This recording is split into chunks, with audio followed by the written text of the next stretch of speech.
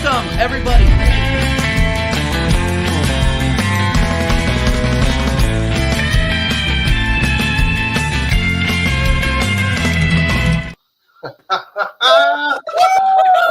man. Where's the talking now?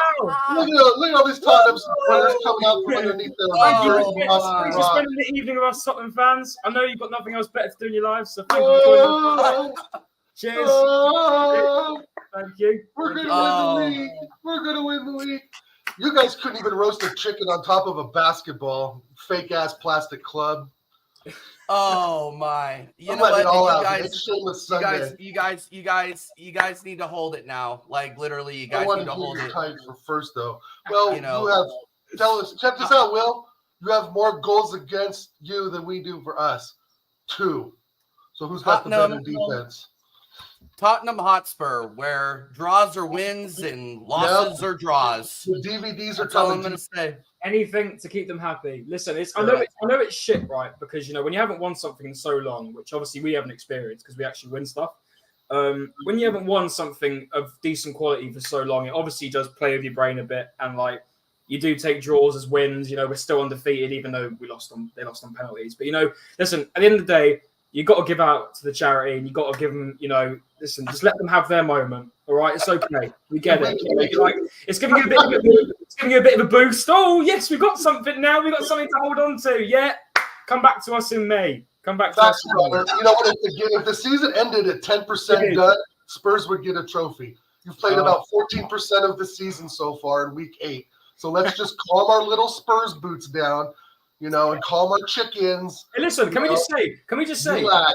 None of us are saying we're going to win the league, by the way, after this. No, none of us have said that once. We're actually being normal. We're not just losing our shit because Tottenham, what I've seen, are doing exactly what we done last season, which was lose our heads and our rags. This league can change rapidly, man. Rapidly. So Tottenham fans need to chill. They need to relax. Because it's all fun and games now because you scored 2 extra goals. Well done. You're on the same points as us. But, we got 2 extra goals. That gives us a little bit of a confidence boost.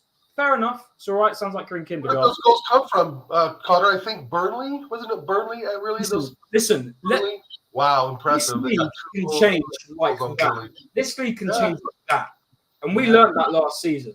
So I'm not going to... I have my moment where I took the piss a bit, but I'm going to be honest now. This league can change rapidly. We ain't talking about winning titles and all this stuff like Tottenham are, right? Just relax. That's all I'm going to say to Tottenham fans. You got to relax. Enjoy it while it lasts. Okay. Enjoy the bit of specialness you got right now at the club. We've got something to feel about because we're first. Fair enough. Enjoy it while it lasts. That's what I'm going to say because I don't think we're going to win the league either. But there he is. No, I don't think we are either. But here's the thing. Spurs aren't going to win the league. Doesn't matter. So here's the thing. And I'm going to share this because the receipts are now being collected. Anybody who comes at me with smoke, with ridiculous takes, screenshots are being taken, clips are being taken. I'm done. I'm in this YouTube game now. I'm fucking done with it. Monetization be damned.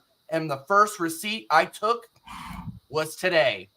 So did I, bro. So did I. Get it off as well. Are we ready? Yeah, go on, man. Go on. Oh, here we go. Oh. Yeah.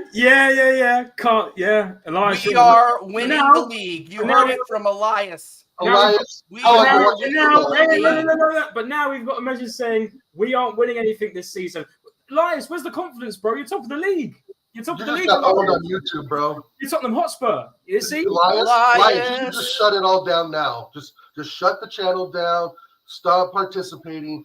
Go read the Spurs history book, which is about that thick, and learn more about your club before you comment on real football fans. Elias, I'm sorry.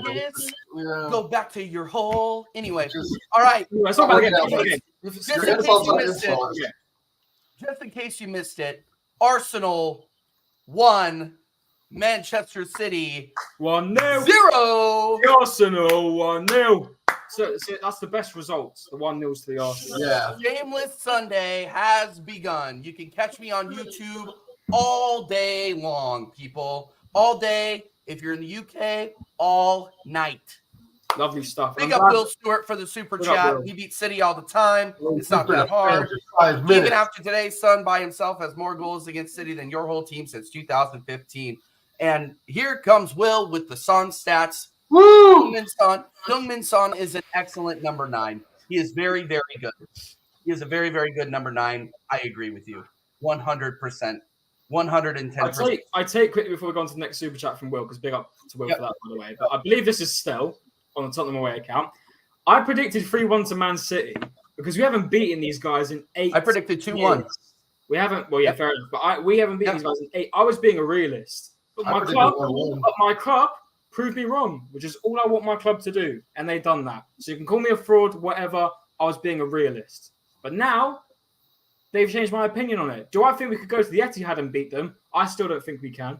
But hey, if City put in a performance like they did today at the Etihad, I reckon we can do it again. But we'll see. But we've done the double because according to some fans, a draw's a win. So we over City. Oh, but the Community Shield counts as last season. Right. Okay. So we've actually done a double against City according to some people. So give a round of applause.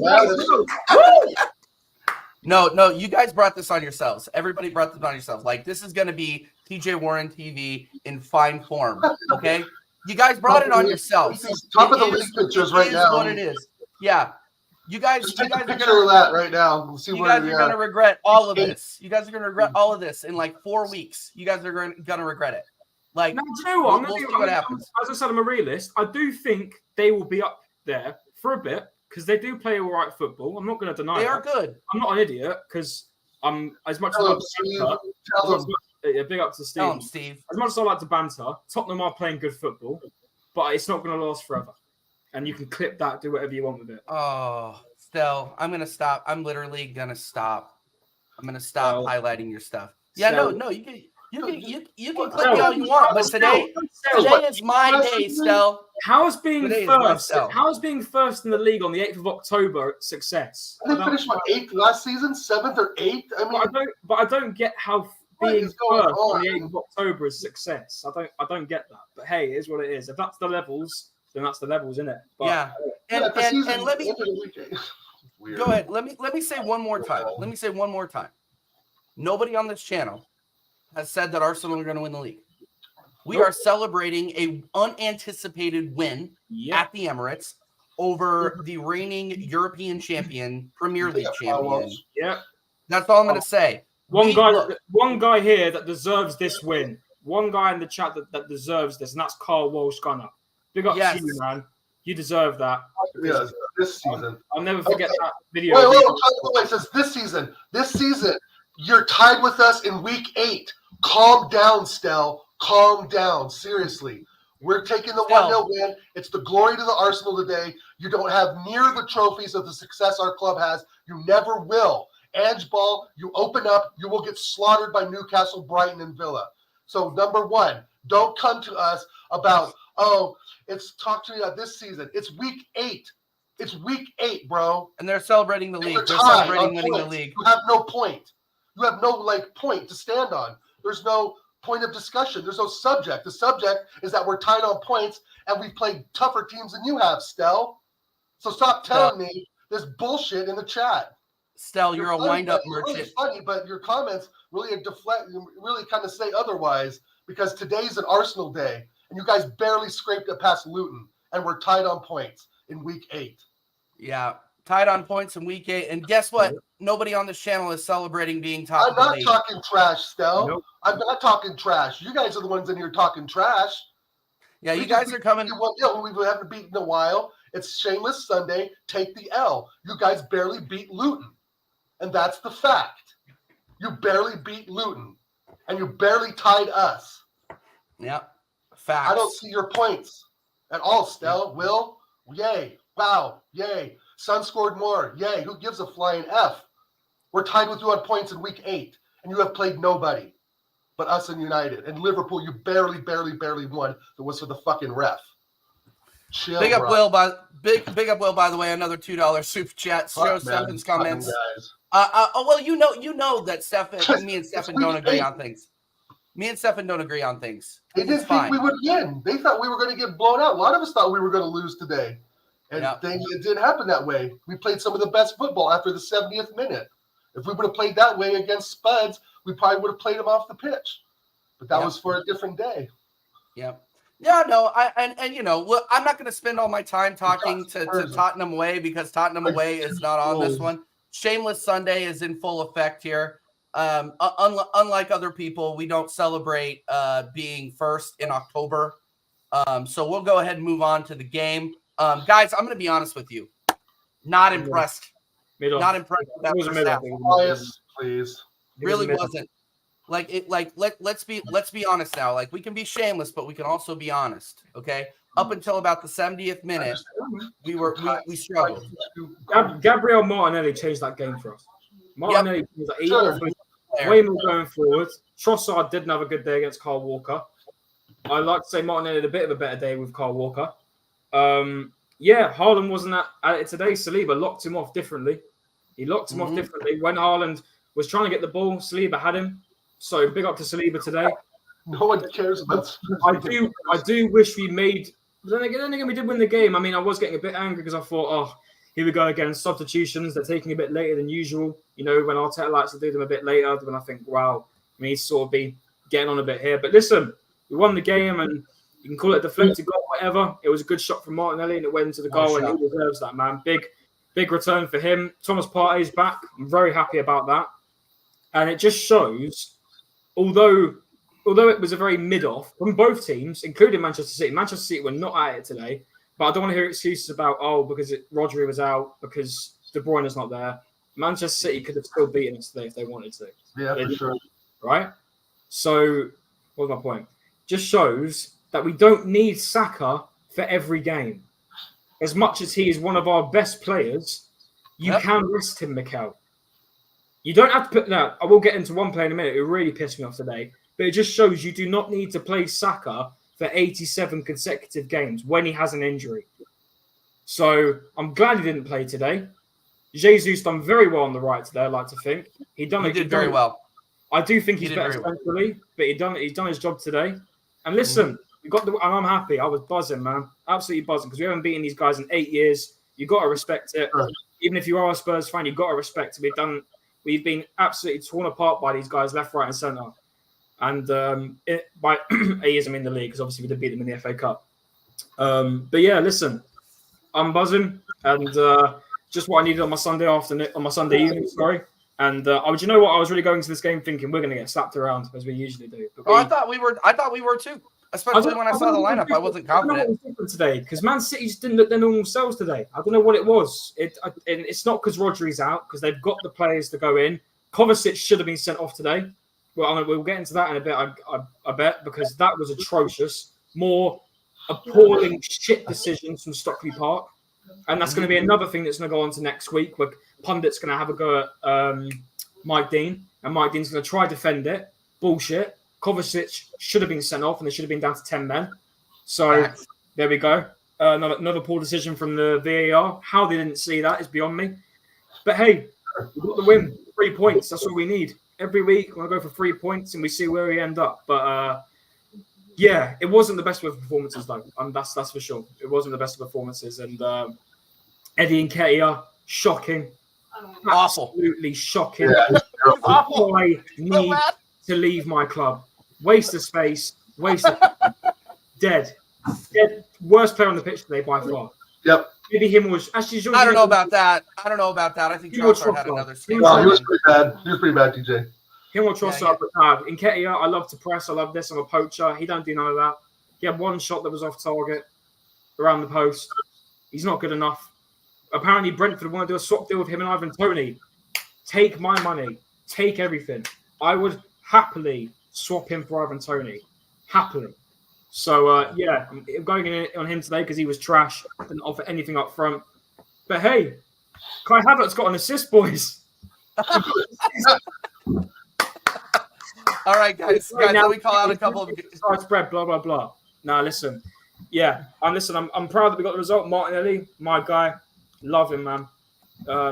Love him. Absolutely love him. Great performance. When he came on, burst of energy, added something different. I think Trossard was slowing down the game a lot. David Raya at the beginning, very, very shaky. I think that's a conversation that needs. But then again, he had a great second half, a fantastic second half. But Yeah, I definitely think it does need to be looked at during the international break between him and Ramsdale. I think it's going to get very interesting over the international break in terms of who gets chosen against Chelsea, to be honest. Let me just call out a couple people in the chat. Big up Elias, I guess, for a super chat. Thanks, Here's my Elias. donation towards City Wins Fireworks. Hey, thanks, Elias. Hey, by the way, go ahead and order that City shirt now. If you don't already have it, you're going to be cheering for them by March. So there we go. There we go. Big up Elias for the donation, though. You know, the Tottenham away guys can come in here and talk all the crap they want, but it does not shake me one bit today. Not at all. We won. We got it done. It's a lot of fun. It's Arsenal's day. It ain't Tottenham's day. Yep. It's our day today. And yes, did I call a 2-1 to City? Yes. But that's because I have a brain. This is a shock result for us. It was a like, if we're gonna be real about this, it was a smash and grab for Arsenal, and we got it done. And that's all. That's all that really makes a difference. Honestly, 100%. Yeah, I know. Will, I know you didn't talk crap, Will, but I did. I went off for a minute there. But Stell and his pet Elias definitely did. Big up Scott Kirk. Big up Scott Kirk. Big up Scott Kirk. He's new here. Big up Scotty. Thank you for coming by. Jorginho's playing with us. Oh man, yeah, he wasn't great. Yeah. I think you can definitely see his age coming through now. Yeah, you look at him. He just looks old. Knackered. Like they need to keep the camera angle a little bit further away from him. He looks very knackered. He's giving me a bit of Eriksen vibes, you know, or like Martial from Man United. Can't do more than maybe 30 minutes, 40 minutes. You know, he was all right. He wasn't great. Tomiyasu, great when he came on. Partey, great when he came on. I think the substitutions were good. I just feel sorry for Reece, man. I feel sorry for Reece, honestly. Like, this guy don't get a chance, does he? Really? And I guess there really wasn't. Do you think it was the game for him though, going up against Vardiol over there on the right? I think putting Jesus there was the right call. Yeah, I definitely agree. I mean, but there was nothing stopping him putting Trossard up front and Reece on the left, or even ESR. Big up to him. You know, this Nketiah needs to be dropped now. He's useless. If you want to play him if we get a dead team after West Ham, throw him in there, because that's his level now. And I've had enough of him. I've honestly had it. He offers very slow play. Nothing to offer from him anymore. Gets the odd goal against Manchester United. It's as simple as that. And I'm sorry, I'm real about it. And oh God, do I? Because it's a special day. It's a happy day. Do I do it? Although Kai Havertz got the assist, he was very good. He feels very lackluster with his passes. Mm-hmm. It's sort of just like, have it. You know, he still doesn't have good posture out there, in my opinion. He really doesn't. He stood behind Martinelli for like 30 seconds and just stood there. Did you see that? He kind of just stood there. I was yelling at the TV. I'm like, move. You got to move. You can't just stand there and wait for a heel pass, bro. It's just right. You know, it was kind of weird, but he wasn't. But listen, we gave Haaland nothing to shout about for today. Haaland was. Where was he? Was he even on the pitch? Brazilian Gabriel all over him. Might as well not been on the pitch. I think when Doku came on, we dealt with him fantastically. We absolutely ran him down. He had nothing to do. He looked bad going up against Zinchenko in a few passages of play there. Zinchenko played well at left back, and I think the subs. I will give Arteta his flowers. The subs ended up being good. The subs worked. When you see Kai Havertz come on, you're like, oh shit. But you knew that was going to happen either way, though, didn't you? Yeah. You knew that was going to happen. But listen, City-wise, they had 4 shots in total. Just shows how much we were locking them off. I think Foden was probably their best player today. He was trying to create something. Maybe Kyle Walker as well, but the rest were dross today. They were dross. And but listen, there'll probably be the excuses. Oh, John Stones wasn't starting. De Bruyne wasn't there. Rodri wasn't there. You know, blah blah blah. But at the end of the day, I'm not saying that it was a smacking, because it wasn't. We were both mid. It was very much a mid off today, in my opinion. It was. But at the end of the day, we got the win. Fair and square, we got the win, and they should have been down to 10 men. So in other words, we deserved even more, because they should have been down to 10 men for 6 months. this game. True. Yes. That was a second yellow. I'm sorry. That was a second yellow, bro. Listen, Dad, we'll get an apology from the Premier League or the PO, whatever they're like, PFMOL, whatever the fuck they call themselves. Oh, it was a human error. Sorry, we won't do it again. Mike Dean was on Soccer Saturday yesterday, right? Right. Talking about this will never happen again. Stuff like this will never happen again. What happened today? Exact same situation. Clear and obvious. Studs are up. And yet, it's not a red card. But hey, is what it is. We got the win over them, and they were fuming at the end. I saw Haaland and Nunes losing their shit. So enjoy that one, fellas. Enjoy that one. All right, no, I want to get down because me and Connor have been just going absolutely off. I want to get down on this down. I'm just taking it all in. I just think we were absolute crap till about the 70th minute, to be honest. Yeah. I'm not sold on Rhea. I don't know why he's here. I don't know really what he's doing. His distribution was better, but I mean, Ramsdale can do a lot of that same stuff. And I was furious at Raya at the beginning. I thought he was going to cost us the game, to be honest. It was going to be defensive mistakes, which we didn't make many defensive mistakes in less than the first, 10 minutes or so. But other than that, I thought it was, pretty boring. Both the strategies were both there. Like, no team really wanted to open up, obviously until like the 65th, 75th minute. I can't help but read some of these comments. The chat's going crazy. I love it. I know. And I thought Odegaard really, like we talked TJ in the chat, Odegaard was vacant in the first half, but got better. We saw mass improvement in the second half. Martinelli was the catalyst for the spark. And I just think that, overall we deserved the points today because for the end of that game, the last 20 to 25 minutes, we were the better team. We had them under the cosh for much of that time. And Connor's right on Doku. He couldn't even get out of their own half barely. Once he came on, I was like, oh shit, this is, he's going to whip some balls in and it's going to be 1-1. I was really nervous when I saw Doku come in because I know that, you put someone with pace, in at the 75th minute or so, they're going to be ready to tear it up. And like you said, Zinni didn't give him a sniff, which was great. And Haaland, he just isn't getting the balls over the top like he was last season. I mean, they played a different way last season. How many times they put the ball at the top, Haaland ran onto it, score. And they're not playing that way for whatever reason. And I don't know why we didn't see Jack Grealish either today. I think Jack Grealish was probably added something to that game. But hey, those are Pep's decisions, and I'm glad he didn't make them, I guess, because Grealish could have been, done some damage. But in the end, it was a good game from 70th minute on, and we deserved the points. And with regards to being, on top with Tottenham on top, whatever you want to call it, it's week 8. I think at this time we were probably boasting a bit too, but we were beating teams 3 or 4-0, and we were playing some of the best football. And I know Will says like don't talk about the past. I get it. I follow that too a bit. Talking about the past doesn't really mean much right now. But the fact of the matter is that we're tied with you. We're tied with them. They're playing decent football. We're playing okay football that's getting better. But again, we played tougher teams and they haven't. So we're just going to have to see after the break when the spread starts to happen, because we can see Chelsea getting better. I think they've won 4 or 3 in a row in all competitions.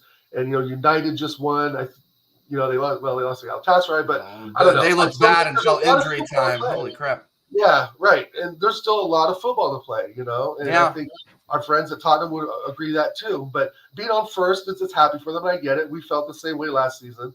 But remember, we were on top 93% of the time. So we were. No, and that's why we aren't getting too excited here. Yeah. We can get excited about a win against Man City. Anybody can get excited about a win against Man City. I went more nuts for the own goal today than us winning the Community Shield, to be honest. Yeah. Big up Elias again for the super chat. Thank you for keeping us top of the league. I have that as my background. We'll see how long that lasts, Elias. Thank you for giving Tottenham the first 10 minutes of the show. Hey, thank you for giving me your money. That's all I'm going to say. Cheers, Elias. Thank you very much. I appreciate spending your evening with us, man. Appreciate it. All right, and I do want to clarify before Stell clips this up. Stell, I know you said you were going to get something from the game, but the absolute shamelessness that you showed in the chat today during the match needs to be called out. Your take on the yellow card or the red card that was just absolutely abysmal. It was absolutely abysmal. But the rest of the stuff, yes, honest, I man. agree, Stel. Most of the time, you're like 50% of the time you talk sense, 50% of the time you're a wind-up merchant. So it just is what it is. It is what it is. He's a wind up, but he's a white. This is why I don't listen. This is why listen. Stel, I like Stel. Stel makes me. I can't. Stel makes me laugh a lot. I love Like Stel. Stel. I like everybody in here. But when He's a wind it up. comes to this, when Spurs are on form, there's nobody with more chest than our friends over at Tottenham away, except for Will. Will's real most of the time. Will says, I think you should be happy you didn't get sent off. If they sat back, I don't think you get the deflection. Well, you don't know. You never know.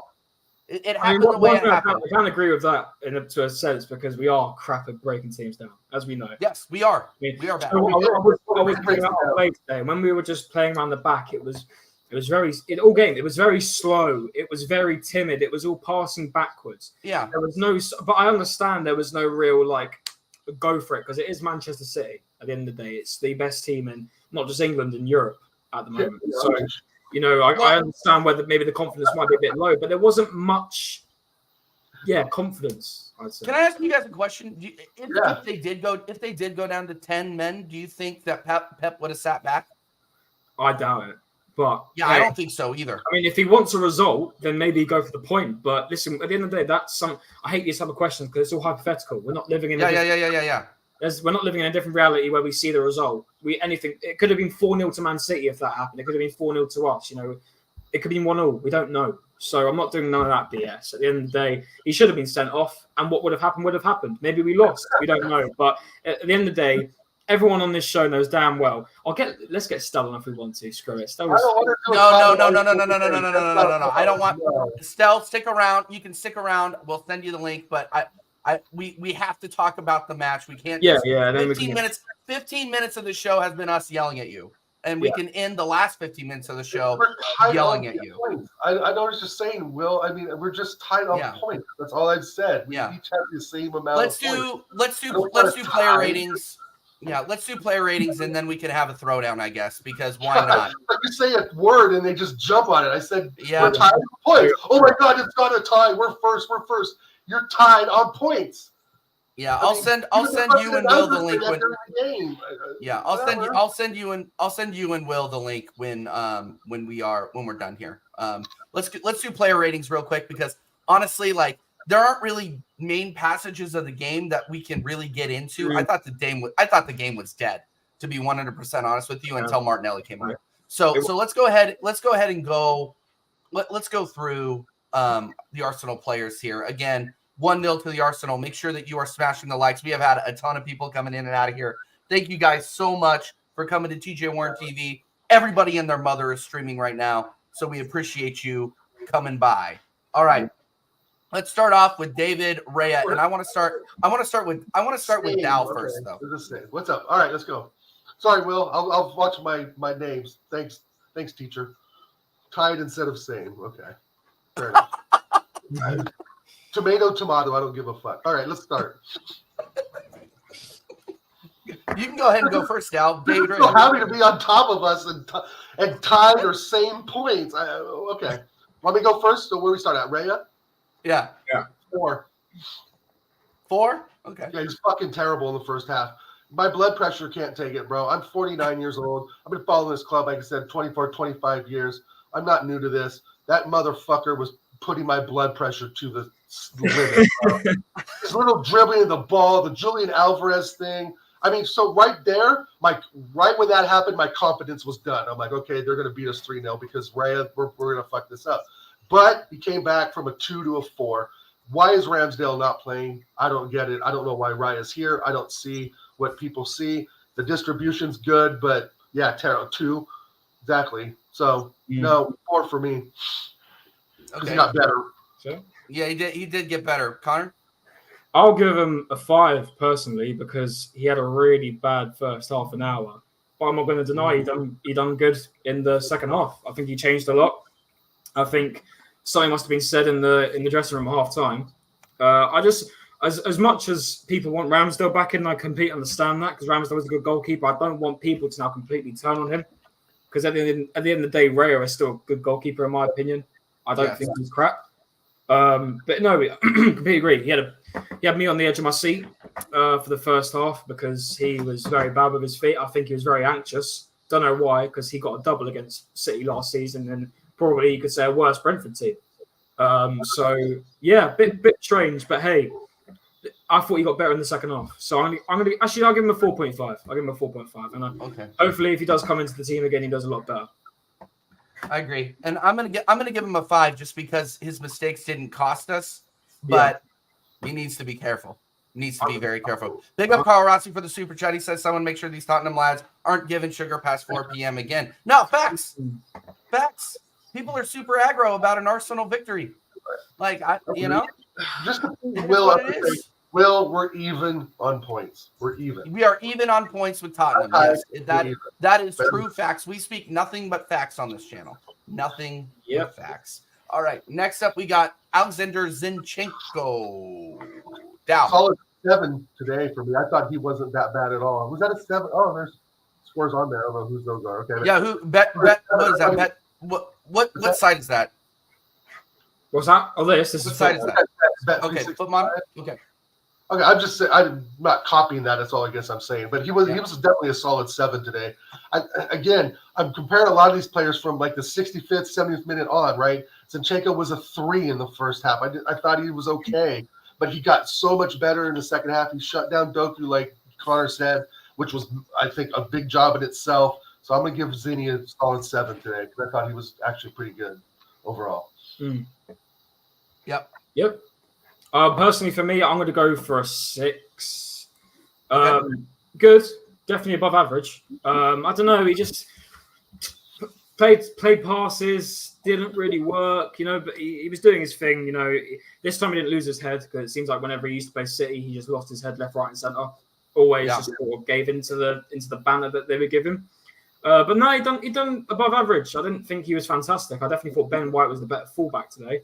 But yeah, he done his thing. I thought a bit mid personally for me, so I'm gonna give him a 6 for me. 6. Okay, I'm gonna give him a 7. I thought he was good. There were good moments defensively that he had in the match. He needs to stop thinking that he can volley from outside the box. He cannot do that. He needs to take the ball down and look for another shot. Like he had 3 shots that haven't landed yet. So it's one of those things where stop thinking that you can volley. TJ, never going to happen. Yeah, no, it's about to come through. It's in the backyard. It's in the backyard in Portland, Oregon. Right now. I will say, what did piss me off when we were 0-0, we kept doing long shots, and I thought, here we go, that's going to be all of our shots, and we need to stop doing that because that was very wasteful. Even though we got the win, which I'm happy about, if we didn't, that would have been one of my main talking points. We were wasting opportunities. We were in there hot. We were in there third. In our third, sorry. And we were like, just play it around. Don't long shot it and send it into row because you're just wasting the opportunity. But hey, we move. Hopefully they don't do that again. That's a good point, Connor, because I was nervous about that too because I was worried that we'd take the long shot. They would have the defensive wall. Boom, it's on their feet. Holland's gone. One touch pass. Boom, goal them. Because those balls, they were getting in the way of those long shots. And they weren't good enough to where we could react to them, on the rebounds necessarily, right, of someone's leg.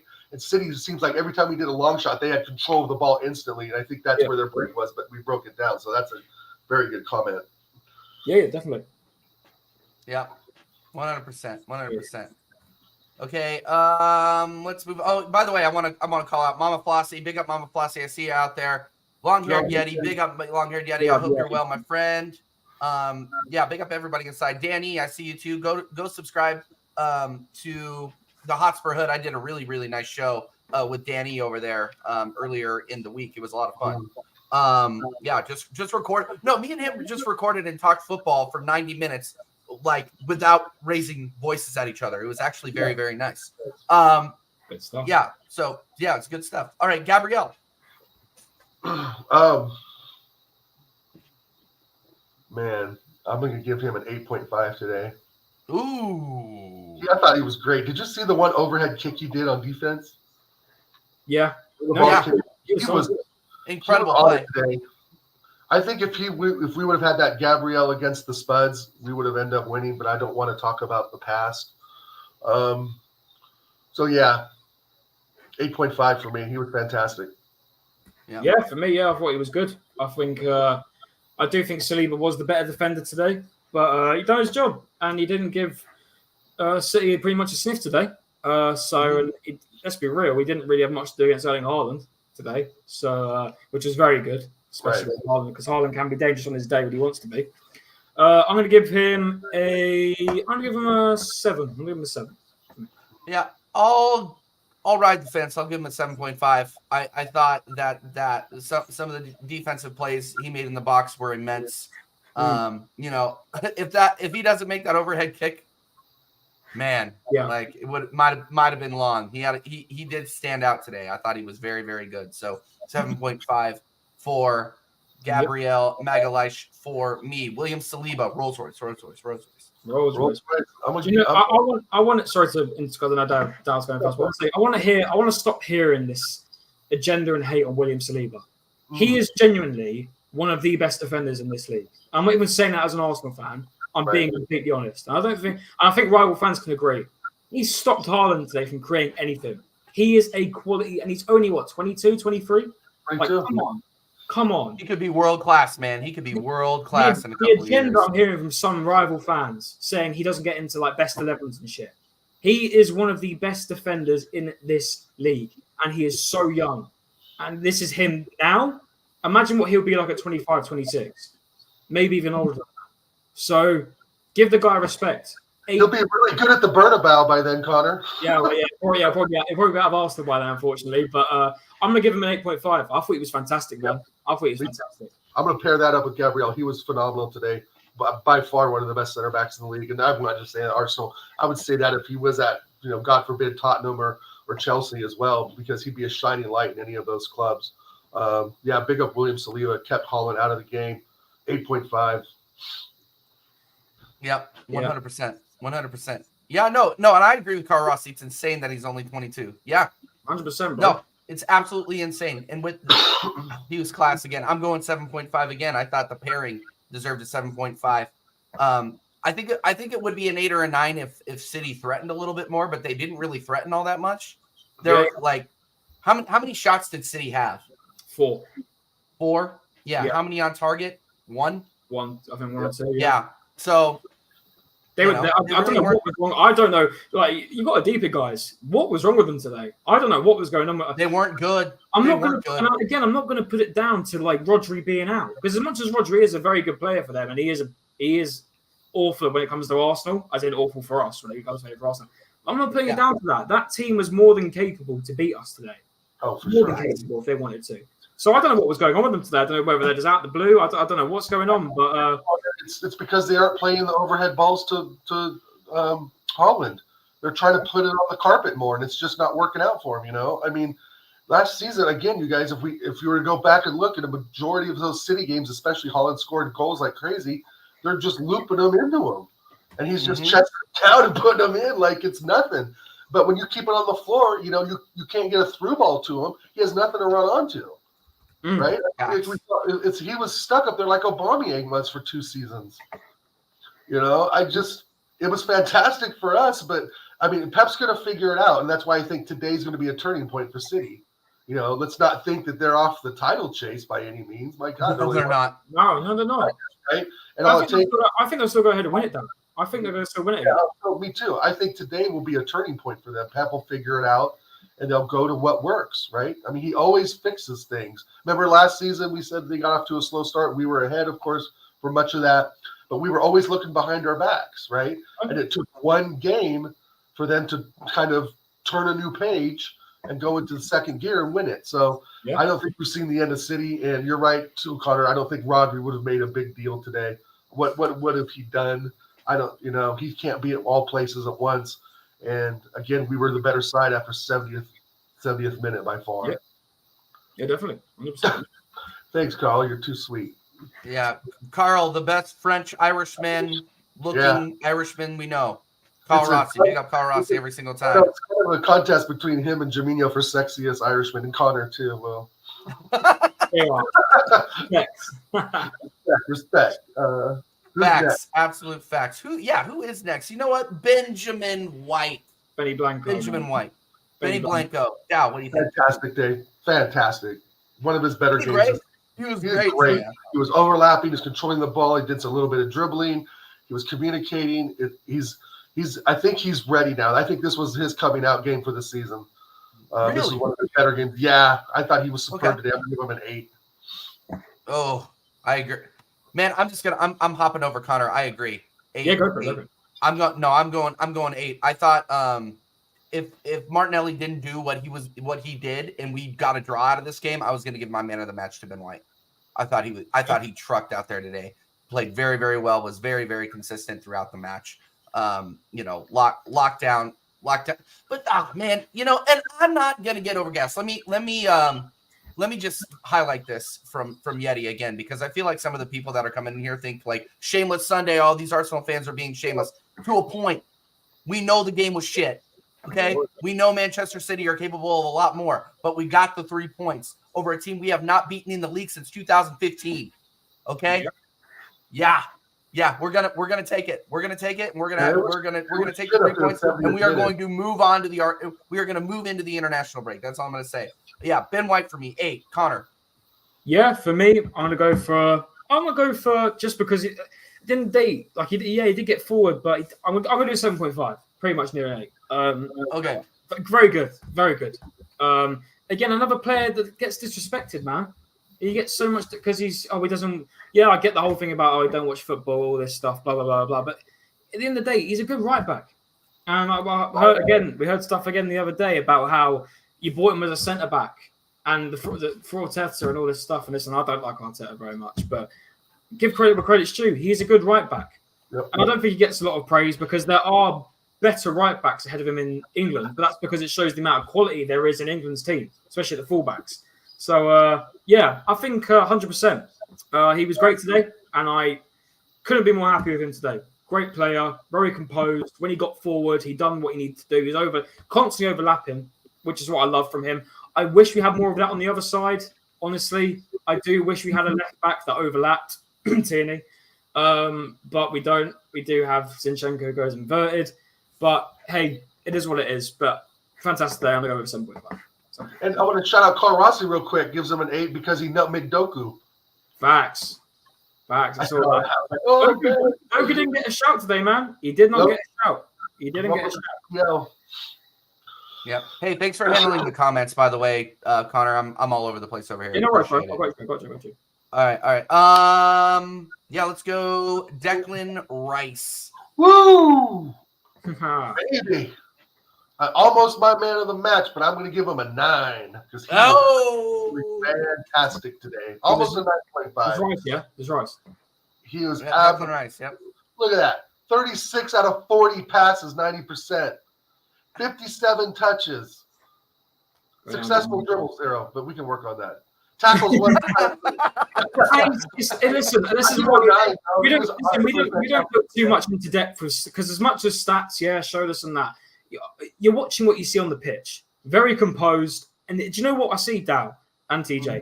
He always wants the ball, and I love that. He's not scared to take the ball. He's always calling for it, and I love that. And in the second half, I think he got more of because when Thomas Partey came on, I think he got more of an opportunity to go forward and make more forward passes. When hopefully we come back from the international break when we play Chelsea, it's going to be Odegaard, Partey, and Rice. So Rice has more opportunity to go forward. And I really hope we do that. But yeah, I love him, man. Absolutely love him. He's a great player. I mean, to be honest, guys, that's my FC24 lineup with Partey on the Rice on the left and Odegaard on the right. It doesn't get it. I mean, the lineup, this is what we're talking about, guys. The lineup speaks for itself. You can see the lineup with Partey in the back, Rice on the left, Odegaard up right. It's going to be, hopefully next season, I don't know, maybe this season, but next season develop into one of the best midfield threes in the country. You know, it's going to be that way, and it'll be better than all the other midfield teams in the league. Sorry, Tottenham and Chelsea, but it's the truth. Firmino, Rice was so good. Even the Irish are admitting. You know Rice has been good when Firmino said he's been good. Like that's nuts. Big up Firmino, man. That is nuts. That is nuts. Oh my god. I'm actually shocked. I'm actually shocked. Yeah, I'm going to give Declan Rice. I'm going to give him an 8. because again, he's just so calm, composed on the ball. He always wants it. And yes, he did make a couple errors where he did lose it. I think there was 1 or 2 errors. But he goes back for it. He makes the runs back. When he goes forward, he's always running back. And it's what we paid the money for. A lot of people are saying, 100 million. They look at the 100 million and they think goals, like this and that. We got Declan Rice to compose our midfield more and make our midfield stronger and better. And even without Thomas Partey, he is doing that. And he showed it again today. So big up to Declan Rice, and I'm going to give him an 8. And he's just going to get better. He's still only 24. Exactly. It's crazy, Connor, I'll tell you, because being like in my upper 40s and playing football when I was a young kid and so forth, and wishing I was like, better than, of course, than I was, to see someone at 24 years old be that good and the ability, it's unreal. Because I think if I saw that like in real life, if I was to go to like an adult game, Connor, like some pitch here in America or something, some pickup game, and to see someone play like that would be like just like completely out of this world. I think the league and other teams and even fans are going to estimate how good this guy's going to be in the next 2 or 3 years. 100%. Yeah, 100%. 100%. He's so good. Big up Jez. He's in the chat. Big up Jez every single time. Arsenal History and More. If you are in this chat and you have not subscribed to Arsenal History and More, go do it right now. Big up Jez every single time. Let's see here. Jorginho. Let's go, Jorginho. No. I didn't rate right. Sorry, DJ, it's your show. It's your channel. No. This is a tripartite show right now. So give a man of the match. Don't let the FOT mob rating. No, I'm not going to do it. I'm not going to do it. I was going to give him an 8. I was going to give him an 8. He was as good. I think him and Ben White were on par with each other. I thought he was great. I thought he was absolutely fantastic for all the reasons that you guys have already said. Big up Stephanie Griffin in the chat as well. I see you, girl. Thanks for coming by. Big up. All right, let's move on to Jorginho, Agent Jorginho. Yes, let's move on, man. Yeah. Do I go for it? Go. It's difficult because, it clearly shows that he's not a main starter. His age is definitely now getting to him. Very slow, passing back a lot, not really going forwards. I know he was playing at the DM role, I can understand that. But nothing to change the flow of the game. And I wish he was taken off half time because he did get the booking of the yellow. And I thought, I hope he doesn't get a red because that could change the whole of the game.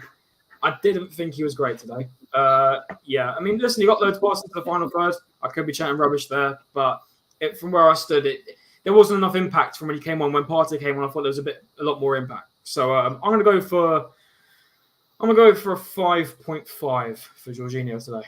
5.5. What about you, Dan? I'm going to go for just a straight 5. I thought he was average, but again, you look at some of these numbers, successful dribble. He attempted 1 tackle. I guess that's pretty bad. I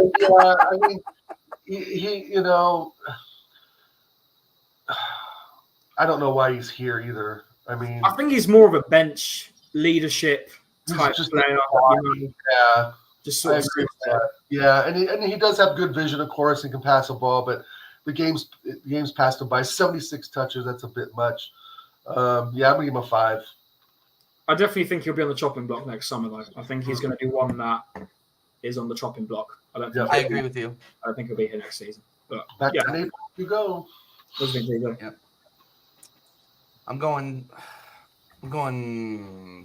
6. He was okay. Hi. I don't think he didn't cost us. I guess that's a low bar. Is that he didn't cost us that form tackle that he had when he was. I thought he was playing American football out there when he drew that yellow. I'm like, I hope this doesn't last the entire game, but he did. He did end up settling it down. He wasn't great, but he didn't cost us anything. So I'll go 6. If that's how you want to judge him, PG. That's fair enough. Nobody's giving you like. I know. It's just I look at the stats. You saw. I know. I look at the stats and I look at he didn't stick out in any sort of bad way for me other than that. So that's why. Sorry, call me an eye test merchant. That's fine. Martin Odegaard. On Odegaard, yeah. Bit quiet. Do you know what? Again, but then again, though, he does what Eddie Nketiah thinks he does. He presses. Odegaard was pressing very hard today. He was trying with that, but unfortunately, the midfield of Man City were locking him off. It's as simple as that. He didn't get really much opportunity. Do you know what? He did a good couple flicks and tricks with the passes. He was trying, and that's why I will give him a good rating for it, because it's not like Odegaard was against Lons where he just sort of went missing. He was trying, but then again, Man City's midfield were locking him off, unfortunately, the likes of Rico Lewis, Bernardo Silva. And Kovacic, they were giving him a bit of a tough time. So he was trying. Unfortunately, it wasn't his best day. I'm going to give him a 5.5. It was down to the fact he was getting locked off, but he was pressing and he was trying. He was getting the crowd riled up. Captain doing what captain should be doing. So, hey, listen, I'll give him a 5.5. Okay. Yeah. Now, what do you think? I'm going to go a little bit better and just go with 6. He was pretty woeful in the first half, but I think the part of the catalyst, again, with Martinelli coming on and, just being that outlet for Odegaard, giving him more of a better option, right, than Trossard was giving. So I think Odegaard recognized that, was able to play off that. He played well with Ben White. I'm going to give him a solid 6. Again, the game didn't really kick on until about the 65th, 70th minute, but that's when he kind of came alive. So it is what it is. A 6. It's got to be better, though. I mean, we need more from him. So, yeah, 6. Big up Michael. Big up Michael from Poland. Talking with sense. Level heads up. There are some level heads over there on the Spurs side. I'm not gonna lie. Odegaard today. Big up Ray. Respect. Big up Ray with the Pauly Galtieri. Pauly Walnuts. Yeah, Pauly Walnuts, freaking icon too. Big up. That's Sopranos is my favorite show ever. He's fucking Yugoslavian. That icon's fucking hilarious. Yeah. Okay. I'm going. Okay, so Odegaard today was bad. I don't think he was good. No, he wasn't. I think it was another average to below average performance from him. I'm glad that we got the victory. I'm glad that he kept the boys going and kept them in it. But based off of performances, he was bad. I'm giving him a 5.5. I think that I don't see where these rating systems give him a 7 or a 7.3. I just don't see it. Whenever he was on the ball, he wasn't hitting the net. There was a lot of people, and this was the team, right? It didn't seem like we were being very, very incisive, right? Yeah. So, I will say this is that James Madison, and I'm replying to some of you guys in the chat. James Madison overall has been better this season, right? But it's a long season. Wait, how many does James Madison have? I know. I get it. I'm not going to delve. Here's the thing: I'm not going to delve into that argument. I just wanted to say I will concede James Madison overall has had a better season than Odegaard. I wanted Madison at Arsenal.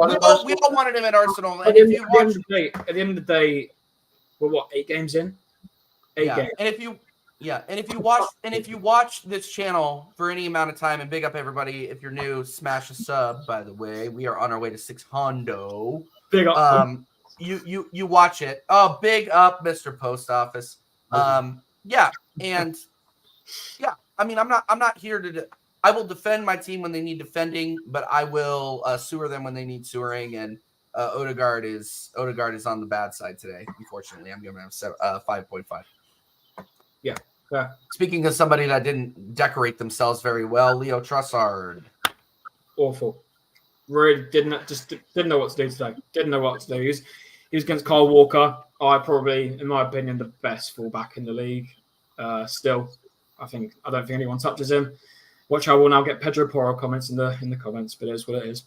No, he's up against he's up against the best right back in the league. He just didn't know what to do today. He was getting beat every single time, and that's his second game where he's been poor. He was even very poor against Lons, so it's not looking fantastic for him. But respect to Arteta for taking him off. Respect him for taking him off at half time because he had to be taken off. He wasn't good, and I just hope that when he comes back from international, because I think he's on the Belgian team, so when he comes back from international, he's better. But he might be on the bench because Martinelli's back. So Sorry, Leo. I'm gonna give you a free, mate. You were poor. Not even. Yeah, I'll give you a free. You weren't great. Yeah. Dal? I'll go with the 3 as well. I didn't really know he was out on the pitch to be honest. He was playing too far wide. I don't know why he just doesn't bring himself inside more and do what he does. Let the overlap happen and just make it run smooth. He's trying to do too much.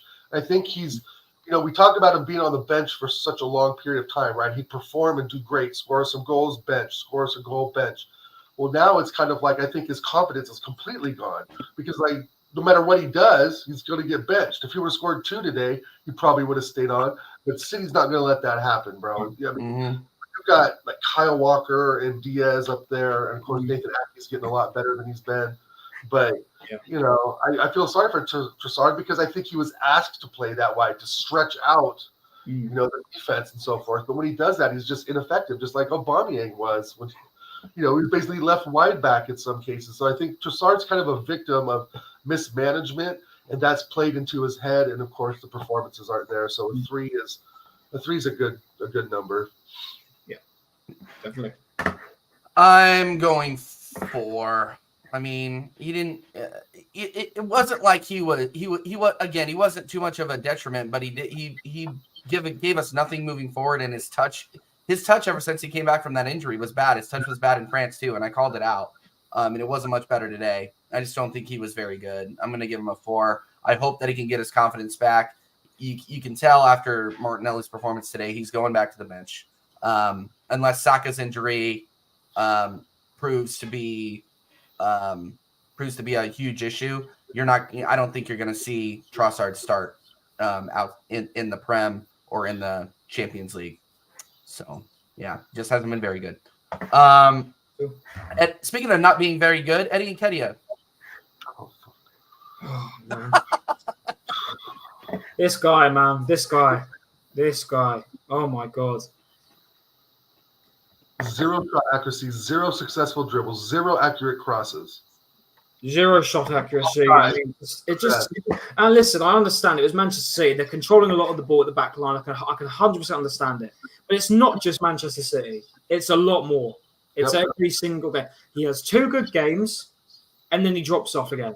It's inconsistency, and he needs to go. No more of this because Jesus can play on the right, blah, blah, blah. Put Jesus in the middle, or even put Trossard in the middle. This guy is not good enough for Arsenal. It's done now. It's done. Put him in whatever you want to do. Put him in the under-23s or something. But he's not good for Arsenal. I'm sorry he's not. And like I said, I'm seeing these links of him and Ivan Toney, a swap deal with a bit of cash. Do it. That would be the best deal we do all window. January 1st. I'll even swap him for Ollie Watkins because I think Ollie Watkins is a good talent as well. He's a good goal scorer. So for me, Eddie, you get 2, mate, just for putting your shirt on correctly. And having a decent shot on goal that went wide. You're getting a 2, mate. You were shocking. I don't want you playing again. I'm sorry, mate. Hey then, boy. Respect to you. You made the England team. That's a big achievement. But, bro, you on it. You are not good. I'd actually probably take Richarlison over Eddie. Oh, yeah. I would honestly probably take Richarlison at this point because I'm done with him now. Just done. I like to press. I'm a poacher. Eddie, I'm not seeing that, mate. Odegaard was pressing a lot more than him today. I remember seeing Odegaard pointing out and Rice telling Nketiah where to go. And this guy was standing still. Can't be enough today. So now, Eddie, sorry, mate, you got to go. And good luck wherever you go for your next team because it ain't going to be at Arsenal, mate. So yeah, that's my opinion too. Yeah, I think 1,000% right, Connor. There was times Odegaard was more than once telling him where to go, where to defend, where to stand, where to run. He basically ran around in circles. Yep. He had like one little breakthrough, I thought, but now looking at these, he doesn't even have no tackles won, no accurate crosses, no successful dribbles. This is 0 for 3 shot accuracy. Yes, I would pick Richarlison and have the 3 Brazilian boys up front any day of the week to play a little bit of samba ball. Yeah. I would love that. And I hate Richarlison, but I hate Eddie even more because the fact of the matter is he talked his way into that shirt. He talked his way into that contract. And he's showed us glimpses of what he can do. But the fact of the matter is he can't do it by himself. 19 touches as a center forward, that's absolutely abysmal. I give him a 1 or 1.5. It's done. Like Connor said, it's just over. The whole Eddie building him as a player, blah blah blah. It's over. This game just showed it because we had several other players that wanted to win and be on that pitch more than him. And to be honest, if we had real balls, we'd go for Lautaro Martinez right now and splash the cash because Tony's great, but I still have my doubts if he can get us to a Champions League semifinal. I really do. I think Tony's fantastic. But if we want to win this and show real mentality, then we go get a top striker right now. Lautaro Martinez is on the top of my list. But for today, I give Eddie a 1.5. Yeah. I never said I rated Nketiah. Clip it and send it to me, Dan. I never said that. I'd be shocked to see that clip. I'd be shocked. I would love to see where I said I rated Nketiah. And if I did say that, I wonder if I was on like oxys or something when I was recovering from my toothache. I drink, but I don't drink that much. That's all I'm gonna say. Eddie for me was a 3. You went great. I take back what I said earlier. He was our worst player on the pitch. But behind Trossard by a point. Yeah, he was not great. Definitely. Let's move on to Jesus. Happy returns. Yeah, Gabriel Jesus today. I think. Yeah, put him up as probably the best attacking forward we had maybe tonight. I mean, yeah, you could say Martinelli, but for the whole 90, he worked his socks off. He kept trying. He wasn't giving up, and he kept trying every single time he had the ball. So fair play to him. It's a shame he couldn't really get a bit more involved. I will be honest. I think Gavardiol gave him a bit of a tough time, but he was dealing with it. He was trying. He definitely wasn't being lackluster like Eddie. He was actually giving it a go, and I think he had a bit more fire in him because he knew it was Manchester City. A bit more fire. Unfortunately, he obviously couldn't really make too much today. He was still a bit lackluster, but he tried. I'm gonna give him a 7. I'm gonna give him a 6. Actually, I'll be honest. I'll be real. Don't let the chat sway you. Big up here to there. Don't let the chat sway you. No, I'll give him a 6 because at the end of the day, he was trying, which I do rate, but it wasn't enough, I guess. But Gavardiol was very good today for Manchester City, so yeah, I'll give him a 6. Okay, I'm gonna give him a 6.5. I thought he was fine. Yeah. He wasn't tearing up trees, but he was fine going down there. I think Jesus on the right is better than an injured Saka on the right. 100%. So I thought it's like and he's another leader out there too. Yeah. So back into defending. He was going back and defending. How many times do we see him? I mean, he was like the 5th defender. I think you guys are being harsh on him. I'm just going to give him an 8. I thought he was the most energetic attacker we had most of the game, to be honest, because Odegaard wasn't really doing it. Obviously, Eddie wasn't doing it, and Trossard definitely wasn't doing it. I think Gabriel Jesus was the real engine. Him and Rice got us through. To be honest, I mean, he was all over the pitch. He was running everywhere. So if you want to base things like on work ethic, I mean, I thought him and Rice, and of course their 2 center backs and Ben White were the hardest working guys on the pitch today. I got to give him an 8, man. I thought he was far better than a 5, like I think Carl said. My gosh. But that's okay. That's why we're allowed to have disagreements. We're allowed to have disagreements. He did what he wanted to do, right? We wanted to get in there, mess with the back four, run in and out, left, right, center, back, defend. I mean, he was great today. Yeah, definitely. Yep. Okay. Let's move. I'm going to move up. I'm going to save the best for last. Kai Havertz. Got the assist, didn't it? Yeah. Probably that's about it. I'll give him a 5 for the assist. Nothing impactful apart from that. I mean, yeah, listen, people are going to come for me now in the comments. I've seen comments before when I've gone on Kai Havertz. Yeah, best game for Arsenal. He got the assist. Fair play, he got the assist. That's what I've been asking for, him to get goals and assists. He's got the first part of that. I had some goals onto it. But apart from that, but then again, I can't remember who he was passing it to. It looked so lackluster. It was really lackluster today. And when it's every game. When he passes, it just doesn't feel like he wants it enough, I don't know what it is, man. I don't know. But hey, listen, you got the assist, fair play. I'm going to give him a 5. And he was only on 15 minutes, to be fair. So I'll give him he was only... Actually, I'll give him a 5. I'll give him a 5.5. Okay. Dow? 5. Yeah. Just average. thought- I mean, 7-8 pass accuracy looks good, but again, he's just sort of a passenger. But I think I can't believe I'm saying this. Maybe his position is up front because I surely don't want him in midfield. No. I don't want him on the wing because he gets too isolated. Maybe up front is where he plays as a false 9. Maybe. Because it was a better Havertz, right? It was better, but that's like comparing a dog turd to a cat turd. It's still a turd, right? So it's sort of like, I don't know. It was average, a 5.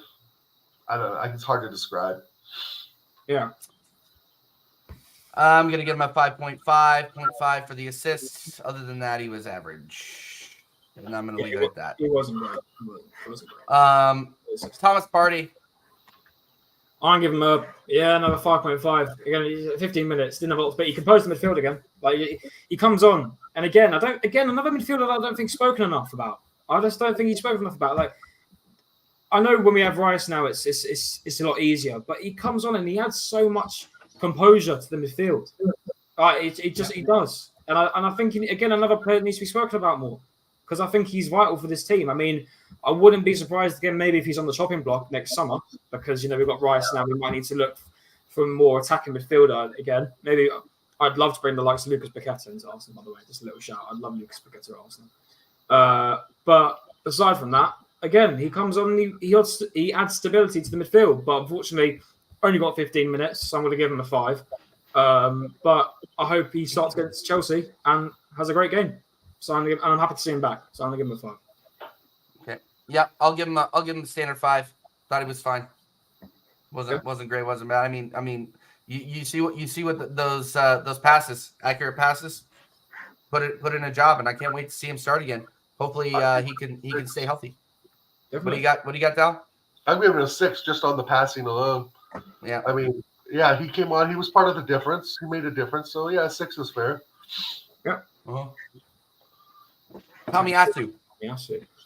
Bro, he was up there for that goal, man. He was there. He was making the run. Yep. See, and we do have that with him. He can overlap. He offers that which Zinchenko doesn't. We could bring it on and add an overlapping fullback, and he's good with both his feet. So he was up there. He was giving it a go, and I was waiting for that. He was even up there for when we were making chances after the goal. So he came on and he added more, and he was part of the reason we got the goal. So I'm going to give him a 5.5 for that. And I'm not the biggest fan of him. I do think we could get better, I guess, but he does the job at the end of the day. I mean, we won't forget last season when he did mess up against Manchester City. I remember I saw a clip about that earlier. But yeah, he done the job. I want to give him a 5.5 just because he got up there and he was trying when we were 0-0. So 5.5 for me. And yeah.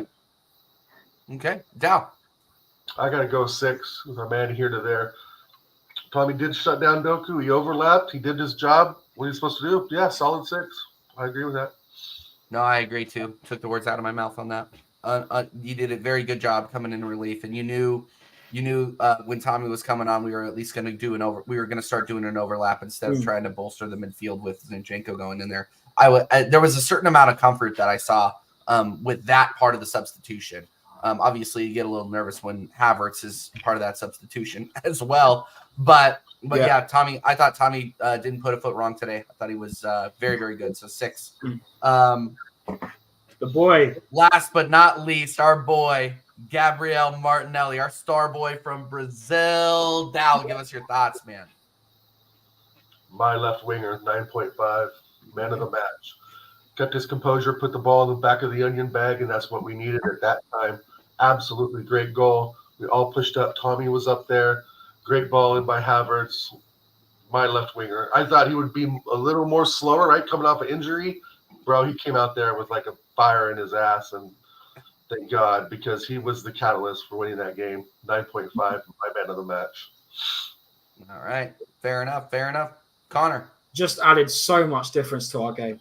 So much difference. Going forward, it's totally different to Trossard. He was going for it. He was taking the players on, fearless. And that's what I love about him, man. I think when he got his injury, he definitely was a bit lackluster. We were like, where's Gabby gone? And I think him having this injury has given him more motivation to come back. And respect him, man. He done great and really changed the game for us. And I'm gonna give him an 8.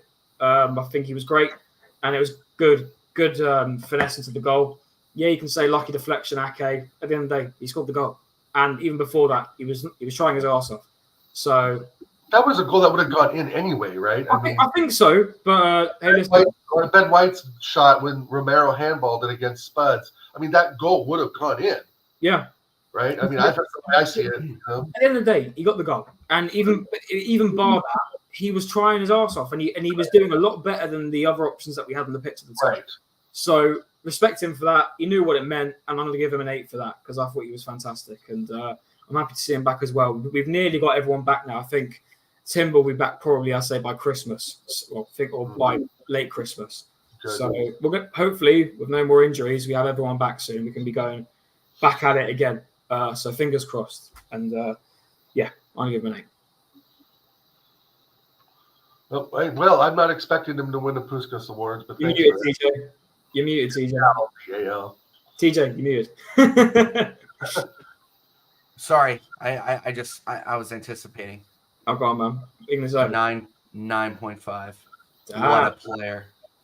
My man of the match. Unbelievable. Shot out of a cannon, no pun intended. You saw an immediate spark. We were in our group chat talking about it. There is a spark. Big up Carl Rossi every single time. You absolute legend. The team got behind this kid fresh off of an injury, and it looked like he had not sat for weeks. What a player. What a player. And you just look at the stats. Shot accuracy, 2 out of 2. Successful dribble. Yeah. Like, come on. And yes, I do know it was an own goal. I get it. I concede that. But it needs to come off of somebody's boot, doesn't it? Mm-hmm. Gabriel Martinelli, 9.5. What a goal. What a player. Exactly when he needed to step up, he stepped up. And then last but not least, we got to go. Oh, we've got the manager, don't we? Yep, Mikel Arteta. Go ahead, Connor. I was pissed off with the Nketiah starting. Mm-hmm. I was annoyed with that. Again, a lot of micromanaging. Everything we do, everything we touch. Do this. Like, let the team play. Just let them play. Right. And we've got some Tottenham guys coming on in a minute, and I'm going to say it again. One thing I respect about Ange Postecoglou is he is calm throughout the whole game. He lets his team do the thing, and I think Will and Stell will agree with me. He lets the team do its thing. Everything we do, Mikel is on it. Left, right, center, do this, do that. Let the team play. Just let them chill. If shit goes down, then have a talk with them. Bring them over and have a talk with them. But just let the team do its thing. So that was one thing. The Nketiah start I disagreed with. I think it should have been Reece Nelson and Jesus in the centre forward role. Sorry, but and then again late subs. But I guess you could say they were maybe brought on the right times. We did win the game when they were brought on. It was a mixed bag. I'm going to give them a 5.5. It was a mixed bag. It could have been. Listen, we could have lost that game badly, but he went with a strong 11. I wish he could have dropped Nketiah. Respect for not playing Saka. Thank you. Mm-hmm. Again, it shows that we don't need Saka all the time. We can have players there who can do the job when they want to. Yeah, you could say Man City were poor. Fair. I can understand that. We still got the 3 points without Bukayo Saka. When he's not 100%, we don't need to play him. And I hope this is now goes on and carries on. When he's got an injury in his ankle, wherever it is, which is what he's got now, don't play him. Because you're going to ruin the boy's career. He's 22. He's got so much more ahead of him. I reckon he's got a great career ahead of him. And I hope we don't ruin it. So respect to Mikel for doing that and the medical team for not playing him. And I hope he doesn't really play many games for England, but he probably will. But yeah, I'm going to give Mikel 5.5. Okay. Dow. Hunter just stole all my thunder. He gave it 0.5 more. I'm going to go 5 because it was average. Right, the lineup, we're like, the substitutes were late, but they were the correct substitutes, I think, to make, regardless with our injuries and so forth. But I just don't like him directing us to play the ball out the back so much. It's just it heightens my blood pressure, guys. I can't tell you how much I want to throw my remote at the freaking TV when I saw that today. Because to me, it's you're just giving them opportunities to strike. And I don't know why Arteta is so stubborn and hard-headed on this point.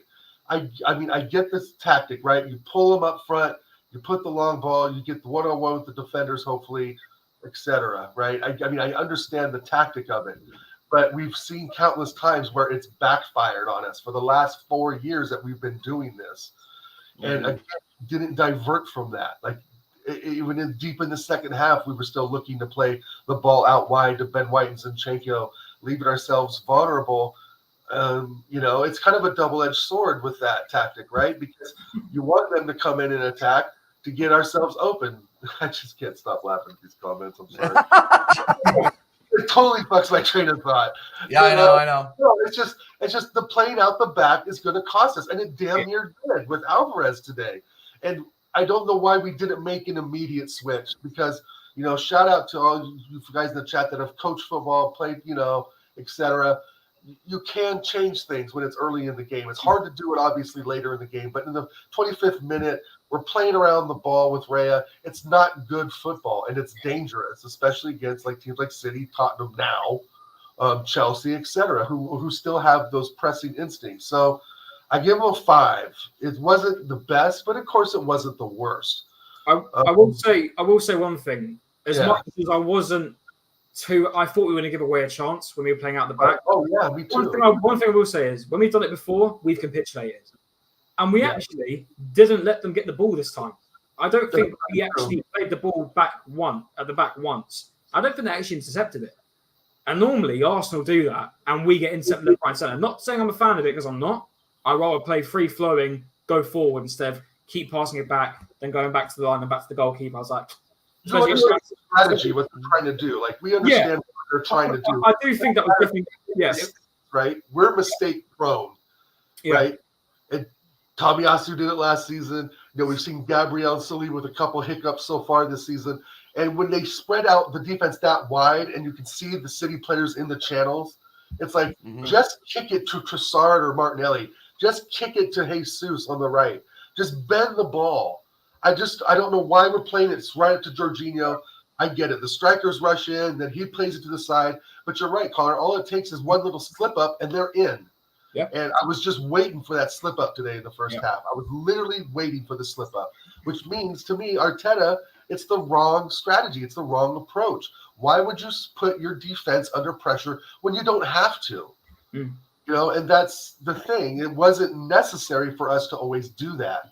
Of course, in certain times, yes. But today, the team we were going against is not the team to do that against. So he lost a lot of points with me. I probably would have given him an 8, if we didn't do that as much. If Alvarez didn't have that chance, if it looked better free-flowing, like Connor said, from the back, I would have definitely given him an 8 today.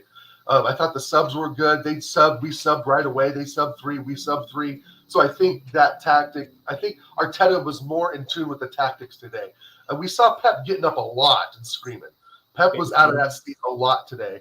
And Arteta, I still think, like you guys said, he did his little micromanagement bullshit, but it succeeded. And, that's why he gets the 5 points, because we got the win today. Other than that, if we would have lost today, I would have given him an absolute 1 or 0 because of the back passing and so forth, and the trying to bring something out the back. But we got it together. You got the subs right, and we're tied on points. We got a 6 point. Okay, so I'm gonna go because we got these two waiting in the back and they've been waiting for a minute. So I'm gonna go 6.5 because I thought the subs were great. If he didn't get the subs, I would have given him a 4. Nailed the subs correctly. Very, very good with that, and he kind of saved his performance in my opinion. I don't care if he goes out there and waves as long as we win. I really don't care what he does on and off the touchline as long as it doesn't hurt the team. We won. I didn't agree with the starting lineup given who we had on the bench, but the subs were good. I'm going to get him a 6.5, and we can move on. Now, I'm going to let the Tottenham away guys on, but one second. Oh shit, I'm all out. All right.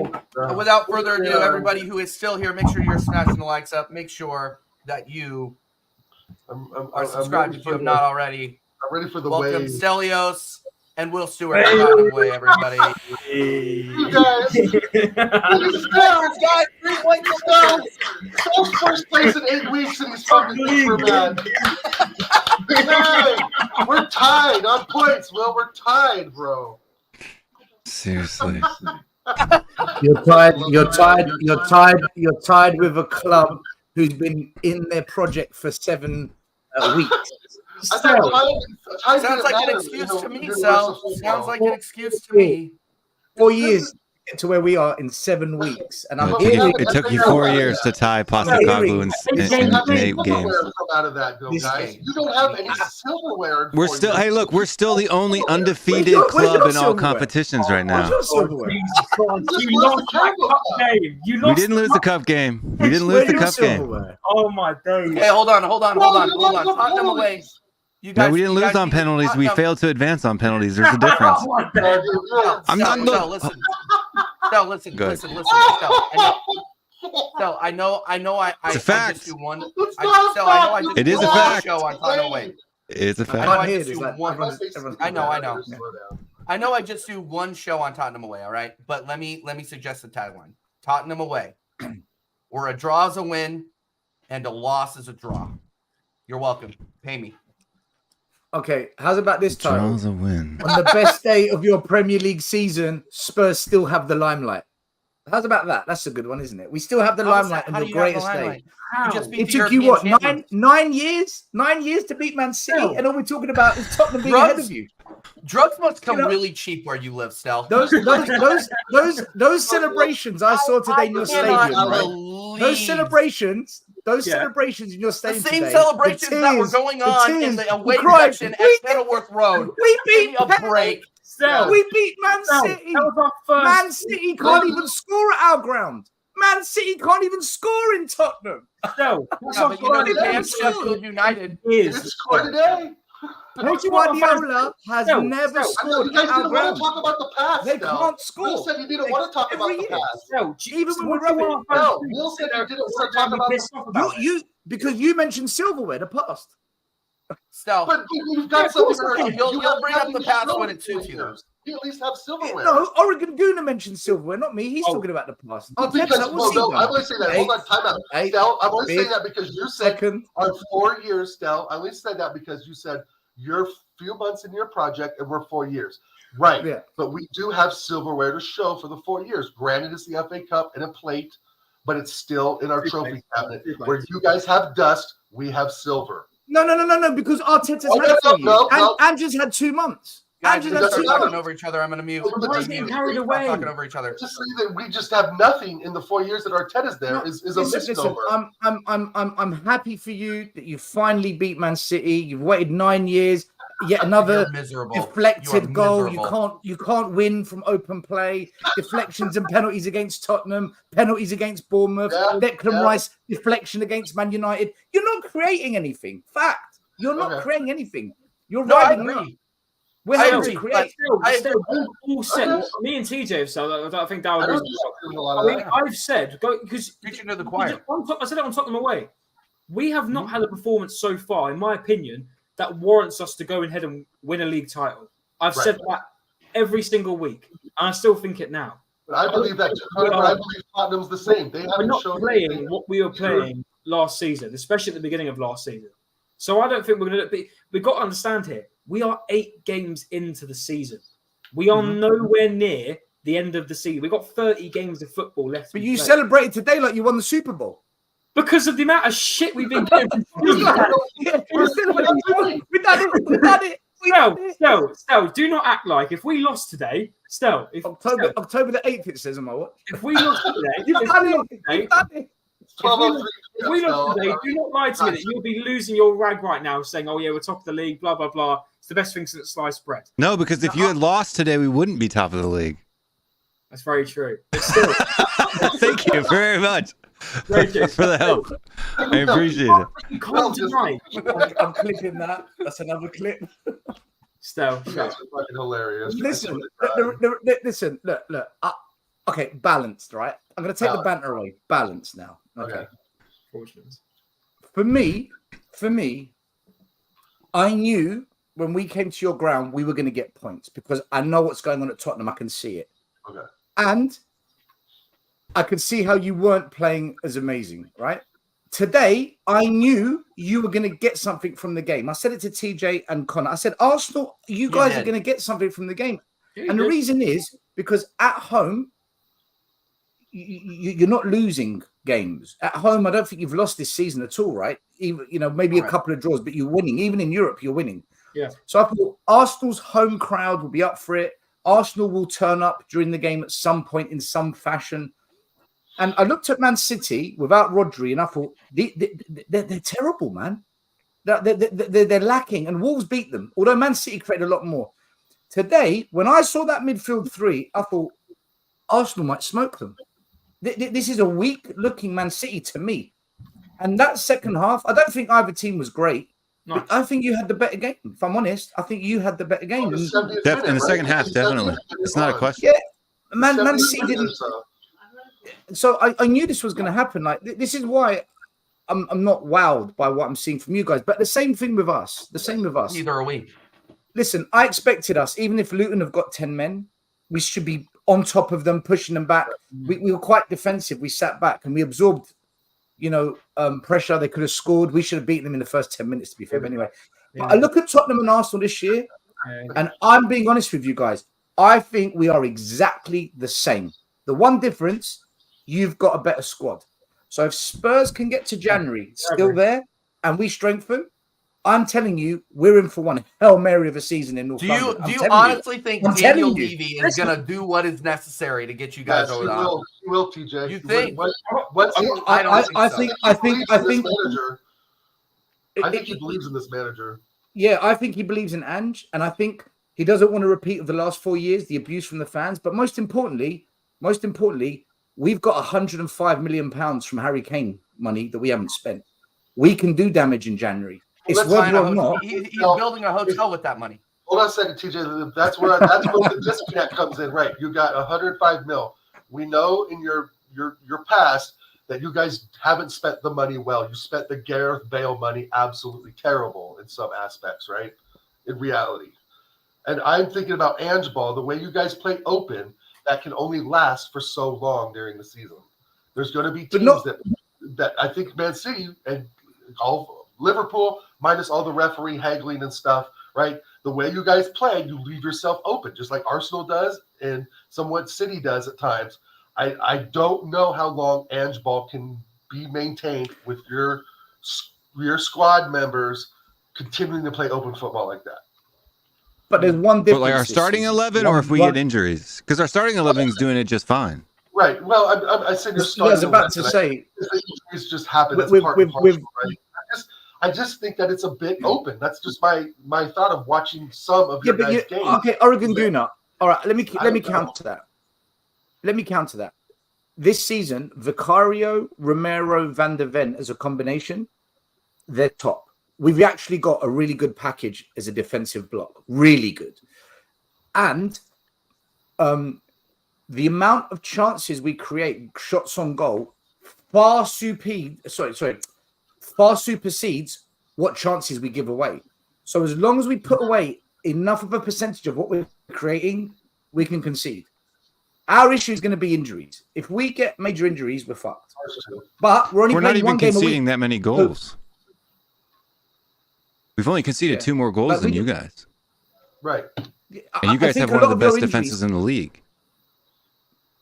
Yeah, it's and two of those goals. What's your points, Mel? I also think Arsenal, you can't afford to rest players because you're playing massive games like Champions League. It's the biggest games in Europe. The Premier League, you can't go weak in the Premier League. You can go away to a Brentford and lose. These games are tough. Luton away turned out to be a tough game for us. Luton, it turned out to be tough. So same thing with Saliba. But bar the red card, you did a bad day. Beforehand, Richarlison should have scored, Maddison should have scored, Pedro Porro should have scored. You should have been 3-0 up before the red card and all that stuff. It was a bad day for Tottenham. We should have been 3-0 up in the first 10 minutes. My point. 1 minute. Sorry, TJ. My point is, go ahead. You can't afford to rest your best players. You can't. especially you. Champions League, you rested a bit of rotation. Champions League, you went to shit. Saka's injuries because he's playing every week. Saka isn't going to be the first one. You're going to get more injuries. This happened to us with Poch. We had a really good team. We're in Champions League, FA Cup, Premier League, and in the end, it just catches up on you. I don't know if you can cope with it. We're Spurs. One game a week, dude. We're out of the Carabao Cup. Like, we've got nothing else to do. So, and for me, can I go for a sec? Yeah, go. Well. Yeah. So for me on this one, like I think Arsenal played way better than Manchester City in that second half. I think the second half was definitely your game. I think that they played better than you guys in the first half, and I think that like us, right? You were fortunate that they didn't finish their two chances in the first 5 minutes, right? Like, so take the same thing. I can say same thing for us and you guys, although I'm not really worried when Nketiah takes shots, but but take our game against Manchester United, for example, right? We were fortunate that Rashford couldn't finish his lunch, and I think that you guys were really fortunate that ball fell to Aki and not somebody else, right? If that falls to anybody else in the box, it's going in the back of the net. But that being said, the thing I would be worried about if I was being an Arsenal fan, and this isn't banter, this is straight up seriousness, is the amount of chances that your midfield isn't creating this season would have me absolutely worried, right? Like, you guys are getting, like, you want to talk about, defense and stuff like that and goals scored. You guys are 2 goals behind us, but you have 5 goals from penalties this season. We have none, right? And your guys' chance creation, like today, you guys had no big chances, none. Not a single big chance in the entire game today, and you still came out with a goal. You're squeaking out results, which is great for you guys. But for me, my thing is, like you say, how long is your guys' run sustainable? Right. I have the exact same question for you. If you guys can't create goals from open play, how are you going to continue this run of form? You can't depend on penalties and deflections every week. You know what I mean? At some point, those are going to dry up, and your guys are going to struggle to create goals. You've got to do something. Your midfield has got to do something. Maybe it's the fact that Party's been out. I don't know. Maybe him coming back will free up Declan Rice, and you guys can be able to create more stuff and break teams open. Because I didn't really see you cut City open today. You guys went around the outside and sprayed balls into the box every now and again, but I didn't see you play through them. We actually are playing through teams. Like, if you watch the first 10 minutes against Luton, I mean, we played through them with ease. Like, it was just boom, boom, boom, boom, boom. We did it to you guys several times, right? Son's first goal. That's the only thing that gives me confidence. Because if this was Conte, like us, we were sitting like, we have a better record now in the game week 8 than we did. But as far as last week is concerned, we were the same point standings as we were under Antonio Conte last season. The difference was we were kind of doing what you guys were doing. We weren't creating any chances. We were just getting the odd, win here and there. I mean, there were teams that we beat, 2 or 3-0 in that time period, but the chances were far and few between. If I was an Arsenal fan, I'd be worried about that. Your defense is looking sharp, right? Your back line is great. Right. The midfield for me. Spurs have got a lot more of an attacking midfield, 100% than Arsenal. I think Basuma and Sarr both get forward well. Of course, you've got Maddison that opens up. You play a 4-2-3-1, right? That's your main formation, correct? If I'm right. So 4-3-3, yeah. Yeah. It offers you a lot going forward. I think one of the problems we had today is I think we definitely went a lot more defensive, which I think fair enough. It was Manchester City, we're going to have to defend a lot. I think that's why I put Jorginho in and not Kai Havertz. But I do agree to the extent where, our midfield from open play hasn't been fantastic. Mm-hmm. I'm personally going to put it down at the moment from Thomas Partey being out. Because if we look at last season, and I hate to say it because I wanted him gone, but Granit Xhaka was one of the big reasons why we were creating chances from open play last season. Getting forward, always creating chances, getting a couple of goals now and then. I think the reason we brought in Declan Rice was obviously to fulfill that Granit Xhaka position. And I think if Rice comes back, I like to think that we're going to go back to playing that better football. And when Partey comes back, we're going to play that better football. I like to think so. I do think it's difficult because I think adding a striker onto things, a proper goal scorer, would help us out a ton. Someone you can rely on that will guarantee you goals every single game. I would either love to, I've said it before, I'd love to have either Ivan Toney, or I'd even love to have Ollie Watkins at Arsenal. I think both very good goal scorers, can guarantee you goals, do well for their respective clubs. I do think, when I was watching this today, and it wasn't a good performance. It wasn't the best of performances. Very slow. passing around the back, really not taking much confidence in going forward. And that was worrying to an extent of thinking we're not going to get a result out of this.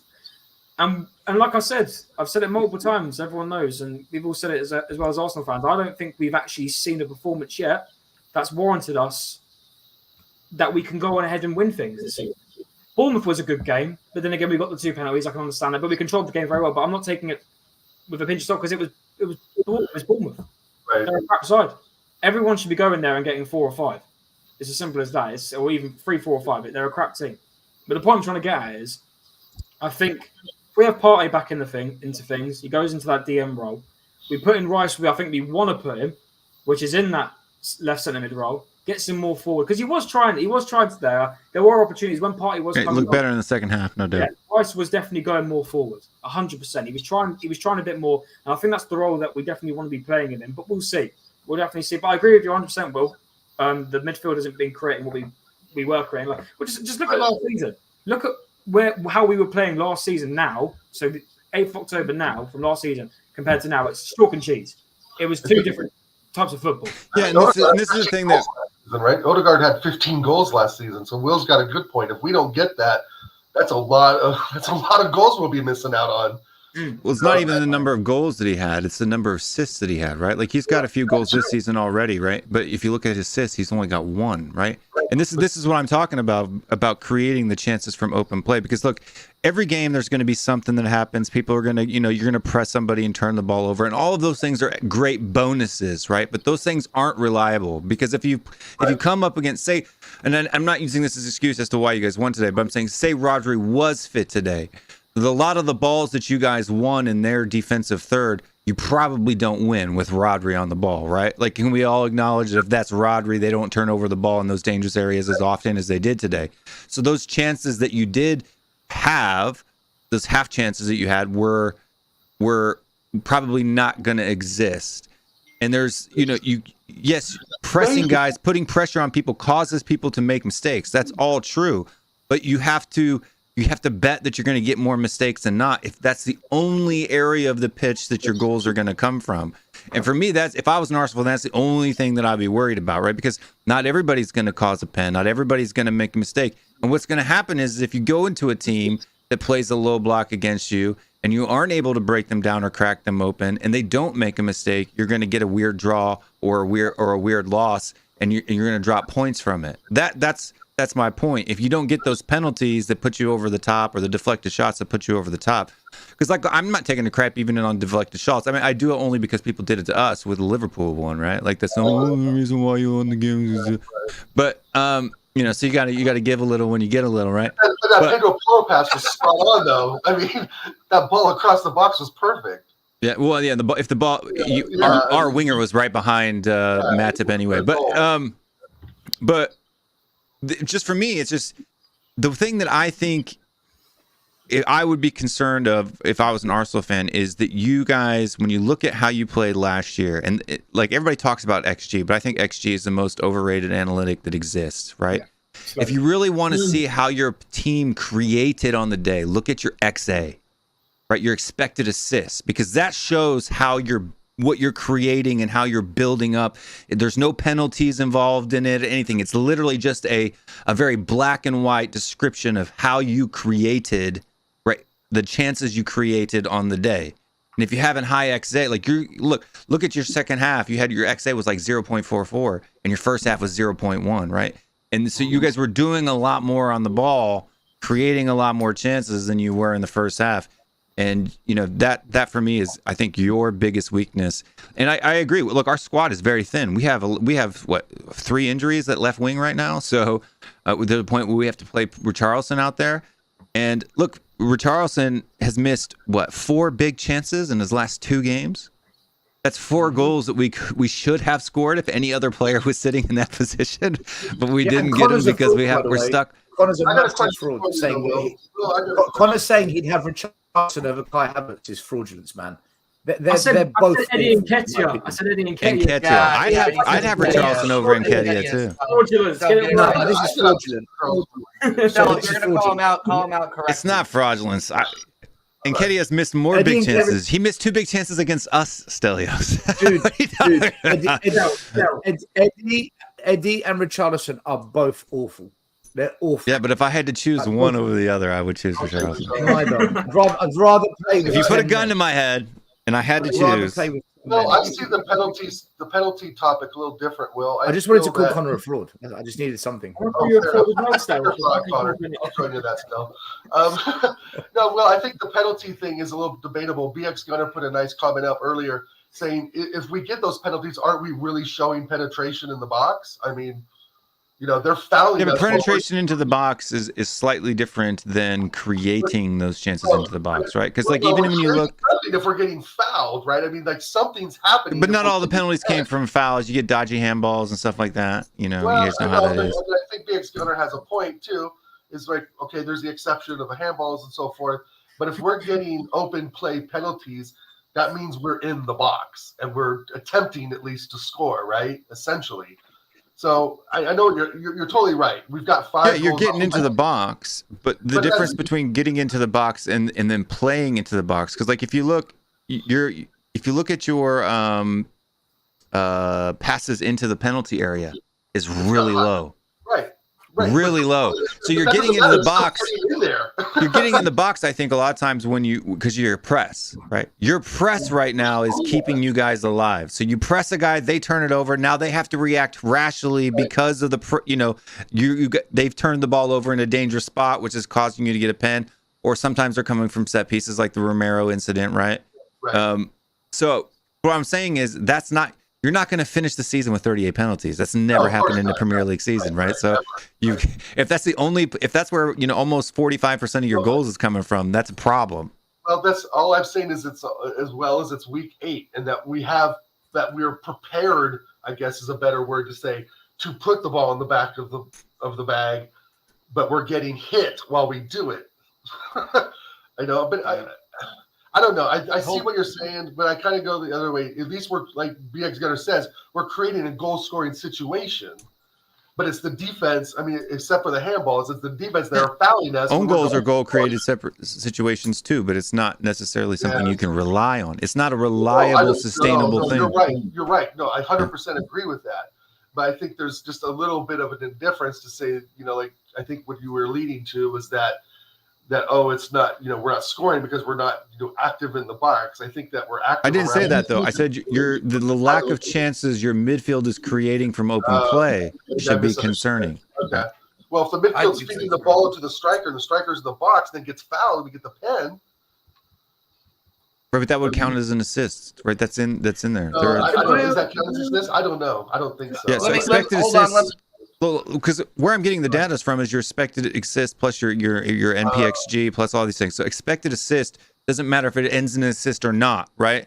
It still counts if this assist is expected to come from that pass, right? That's where it comes from. So whether you guys even shoot, it gets blocked, it goes over the bar, doesn't matter. Your XA is still starts going up based on that. And your guys' XA compared to everybody else, you guys are like mid-table in XA in the league right now. Because we're not scoring goals in open play, obviously. Well, no, because you're not creating goals from assisting, right? From a player playing the ball to. I guess the stats are different than what I see with my own eyes. I guess. I mean, the stats exist, but with my own eyes, I just think that if we're getting 5 penalties, that we're doing something well in the box. Like we're at least trying to do something, and that's scoring goals, and they're taking us down. Granted, the handballs are a different situation, of course. But all right, I was just curious. I don't follow the XG, XJ, and XA shit at all. So that's kind of a learning curve for me, I guess, to compare that stuff. I look at my own eyes. We were shit the first half. Hold on, before anybody else goes, real quick, I just want to call out Guguma for the super sticker. Thank you so much, Guguma. Go ahead. I think Stel was next for the fraudulence. Go ahead, Stel. Pump out your propaganda. Go ahead. Yeah, let me educate you. So, if you notes, right, I have not been impressed by Man City this season. I'm being straight up with you. I haven't been impressed by Man City. Okay, and I was saying this to Will yesterday as well. I'm not convinced as for Haaland for the hype around him. Right, this season, Man City have not played one team in the top 10 other than Newcastle, and they scraped a 1-0 win. Today was the second time they played a team in the top 10, and I was underwhelmed, right? I think losing Gundogan, and I think losing there's another player they lost. I forgot his name. Gundogan, there's one other. Losing those players for me, I think, has semi-affected them. Now, they're going to come strong once De Bruyne comes back and Stone's back from injury. You know they will. But there's something about Man City where you're thinking about Mahrez. Mahrez. So you're thinking. Riyad Mahrez. Well, yeah, right. Because they came up with it. Those two scored a lot of goals, a lot. And I'm looking at that midfield. And I'm thinking, who in that midfield is going to replace those goals? And also, they created a lot of goals. I look at Haaland, and I just think he's a big bully with a powerful shot. You know, when it's not like today, when it's not happening for him, there's nothing. And this is why I said Kane's better.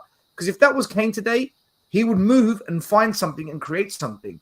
I think Henry, I think Aguero, I think Son, I think they're all better players than Haaland. I mean that. And I know Haaland's going to break all the records for scoring goals, and that's all that matters. But he's like that kid at school that everyone picks because he's the biggest in the class. Yes, put him in. He'll just, you know, it's like 10-pin bowling. He'll just knock all the Skittles over. And this is why I thought, Connor, this is what I was saying to you in the chat. I was saying, I really think you're going to get something because I saw them exposed against Wolves. And I feel that this season, I honestly feel this season, Man City aren't going to like pull away 8, 9, 10 points like they did last season. I think there's going to be 3 or 4 teams in it. And with 10 games to go, it's going to go down to 3 teams. Then it will go down to 3. Man City will be there. But which 3, I don't know. All I'm saying to you guys is do not write off Tottenham. I'm never positive about Tottenham, by the way. I'm never positive. I've been the most negative, hateful fan for 5 years. But when I look at the team, right, it's true. I freaking hated the club. But when I look at Son up front, Kulu, who's now beginning to get it together. When we play Johnson, when Johnson comes back, he caused you guys a lot of problems. He's got a lot of pace and he's got goals in him. Johnson on the left. And then Bentancur, Bissouma and Maddison, they will be the best 3 in the Premier League. Write it down. Clip me. Bentancur, Maddison, Bissouma. That is formidable. And then the line we've got with the goalie, that 11 is good enough to take on anyone in this league. I honestly believe that. Whether we keep them fit, I don't know. But I think Spurs are seriously going to have a say in it. And we've done it out of nowhere, by the way. We've done this out of nowhere. I agree with you to a point. It's just when I have to hear from certain individuals in our group chat about how you guys are going to win the league and all. Oh, don't paste us with Elias's brush. I won't. Come on now. If you don't want me pasting you with Stefan's brush, I get pasted with the Y'all's brush, AFTV's brush, all the brush. I want to count No. 1 second, and then Dal, it's all yours. I just want 1 second. Screenshots of you guys at the top of the league count. Don't be Cecil, Cell. Don't be Cecil. Or I'm going to send you a screenshot of that in a white T-shirt. Just send me. Am I wearing a T-shirt? Am I wearing a T-shirt like Cecil? You're doing the WhatsApp. You're doing the WhatsApp equivalent, and I will give Will credit. He has not done any of that, but still, the shamelessness that you show sometimes. Oh, we're top of the league. Days. But we're top of the league. It's fact. It's October 8th. Yeah. Okay, Dal. No, I just had a question for you. So, do you not? I was saying this to the boys or TJ before. Let's pretend we're fourth. I don't know. Okay, I like that. I like that better. I was thinking today that today's the catalyst of Man City turn it on. Like today, Pep's going to say, "Okay, this is enough." Oh yeah. You know, this could be the game that Pep says, "You know what? I'm done dealing with this," and they could go on and win it all. Because we've seen them start slow many times. I know you guys have beaten them. Obviously, we beat them for the first time today, and God knows how long. But I think you guys know Pep well enough, like we do, that he will only stand for so much, right? He's probably hit his limit today, which means he's going to get more aggressive with his tactics. He's going to find out different ways to get Holland the ball. And this could be the game that turns them on. And I'm just saying that's the opposite side of what you're saying, right? I just think as Rodri comes back after the international break, and that you saw midweek that was a huge difference from them, right? Yeah, no, I know, but I'm just thinking. Will, listen to these results. Listen to these results. Pep can change it. They- Pep has the ability to change it, and you guys know that. You guys know that. Like, okay, yeah, we beat them today. We were better in the 20 Who minutes. replaces Gundogan and Mahrez's goals in creativity? Who replaces them two? Where's the replacement? I would say Foden would be the only one that sticks out. He's done nothing this year. Gundo is replaceable. We're 8 games in. I'm just saying. Yeah, but you guys are the first big team the city's played this. You guys are the first top 6 team the city's played this season. Yeah, well. And they lost. I know. Right? But we both played too. But we've played Liverpool. I think you guys are missing my point. You know that Pep has the ability to turn it on like that, and he. Oh yeah, for sure. City are the favorites by far. Right. Today's game could be the catalyst for that. For him to say, you know what, I'm done dealing with these monkeys. I'm just going to go play the best football we can ever play and win the league again. So I just think that it's even crazy for Tottenham. So Oregon, why didn't he do that today then? Oregon, why didn't he do that today? I don't know, bro. I think they're. Listen, I'm not convinced. I'm not convinced by Man City this year. I'm not. I know they always do this. I agree with you. They always start slow, and then they can go on a 15-game unbeaten run. But I'm just looking at it, and I think that midfield is lacking. I think that midfield is lacking, and I think, and it's not just that their midfield's lacking. The competition strengthened the midfield. Odegaard, Declan Rice, Partey is no joke. Benton, Cord, Madison, Basuma is no joke. McAllister, Soberslai, and they've got one other, Jota. That is no joke. I think the competition's midfields have all strengthened. And I look at City and I don't think they've strengthened that midfield. I don't see it. Well, look, you got to wait till Rodri comes back, right? Because you go from they didn't even lose the game. Player. They didn't even look like they were going to lose the game until Rodri got sent off, right? Who did they play with? It doesn't matter who they didn't play like Burnley, many big teams. Sheffield United. They played but they played decent teams. Let me look at Nottingham Forest. And they scraped wins. From history, guys, that we've known that City, okay, they may drop a few points the first few weeks, but once he tweaks it and figures it out, and I'm saying today's game could be the start of that. West Ham, they smashed West Ham, they smashed Fulham. Right. They beat Newcastle. Are we kind of are they just in a blip? Newcastle 1-0. Right? Are they just in a blip? Because the fact of the matter is, you guys know he can tweak some things, and all of a sudden they'll go on, like you said, a 15-game run. So I just want to counter a bit what you're saying. So that's all. I just wanted to counter that a bit. No. I hear your argument, but I think most football games are one field where the defensive battle is won and the attacking battle is won. And I just feel when I look at the midfields this season, and I look at Arsenal, City, Liverpool. I'm going to put Tottenham in there. Not so much Man United, because I think their midfield's a mess. At Chelsea, whatever. I think when I look at the competition, I think the competition's midfields have improved massively this summer, and I don't think City's have. And I tell you, I'll say one other thing as well. And this is what's going to be very interesting this season, how it plays out. Arsenal are expected to close the gap or catch Man City this year. You're expected to do that. Man City are expected to win the league, right? All right, potentially. Man City are expected to win the league. They're expected to do it. Liverpool are expected, with the team they've got now, to challenge Man City for the title. There is no expectation on Spurs. And do you know something? I think that makes us dangerous. Because today, for your game, I went on YouTube and I looked at TalkSport, I looked at ESPN, I looked at all the YouTube gods, all the Rory Gent, well, he's not a god, but all these different channels, the Chelsea, the Man United ones, and all of them, right? All of them were having a debate over yesterday and today, because some of the videos I watched today they were recorded yesterday. But a lot of the debates are Tottenham in a title race? Are they contenders?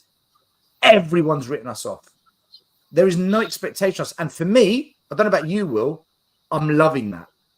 I want that to stay like that, because there is no pressure on us. And I think that makes us dangerous. I think that makes us a weapon, because we've got a manager that does know how to do it. He's got a record of doing it. And if there's no pressure and the fans, we don't expect it either, I don't know, man. I just think we're gonna really shake it up this year. So Let's see. I could end up looking like an idiot. TJ clips me, Oregon Guna roasts me, April, all that bullshit you said, Stelios, Connor makes me a fraud, and let's see. But I don't know, man. I don't think you're a fraud. You sent the league table about 10 times to me. You 10 did. times. Yeah.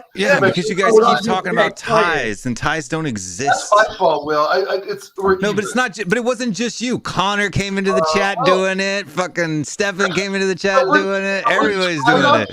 I'm glad my name didn't get mentioned. I didn't see if TJ did it. The chat was going off too fast for me to see if TJ did it. I didn't do it. Steph, you said you're going to tear up Stefan. Say again? You said you're going to tear up Stefan. He's an absolute fraud. The guy is the most deluded Arsenal fan. I want to know. He is the white version of Ty. He's the white Ty. I'm going to call him Ty fan. Ty fan. His name's Ty. Okay, no. Yeah, then Elias is Spurs Ty. Then 100%. Sure. Okay. I don't have a problem with that. As long as it's not me. Yeah. Are you guys? Sorry, Elias. You're on your own here, buddy. You dug your own grave. You can sit in it. He's gonna start supporting Leicester City. No, Will. Are you guys the biggest Tottenham channel as a group on YouTube? As like a group Tottenham channel? Or like a multi-person channel. Yeah, not just one Tottenham fan as a channel. Are you guys the biggest whole Tottenham channel? Yeah, the biggest group channel. Makes a lot more sense than our one. Oh, okay. Make a lot more sense than our one. That's for sure. I am the biggest Arsenal channel in the Midwest United States. Yeah, you're probably the biggest in Kansas City as well. Biggest in Kansas City. Biggest in my zip code for sure. TJ, there'll be a time where you walk through the streets of Kansas City and be like, "Oh my God, it's TJ Warren! It's TJ Warren!" Can I get over? Stell gets that at Tottenham already. Oh, I know. I want to show up like just in neutral clothes outside the Tottenham Hotspur Stadium, like wearing a hood just to watch Stell get absolutely slaughtered. I actually, to be fair, I actually get the people that do recognize me actually come and take photos and say hello, and I just laugh, and I take a photo of them and I say I'll put it on the channel and say thank you. I've never really had any abuse. The only time I've had an abuse is when I protested. I had a couple of fans launch a lot of some crazy abuse, but they do it from a distance. So I'm like, well, if you're going to stand 50 meters away, well, I'm not really bothered. But it comes with the territory, man. If you take a position and you stick with it, you've got to expect that the other side there's going to be people that react badly to it. But I don't know, man. I don't know. It's just YouTube at the end of the day. Who cares? And we're starting for the second time. People got to remember that 3-4 months ago we were at 11K, right? We were starting over. You guys are on 11K, and what are you guys on now? Like 8, something like that? 6-ish. Yeah. Oh, you'll be back soon. Yeah. You'll be back soon. You guys just need to start your own version of Spurs Corner and start losing again, and then everybody will start watching you guys. I got a question for Will. Can I? Just one question, Will. One for each of you guys. What number one player in your mind do you want in January?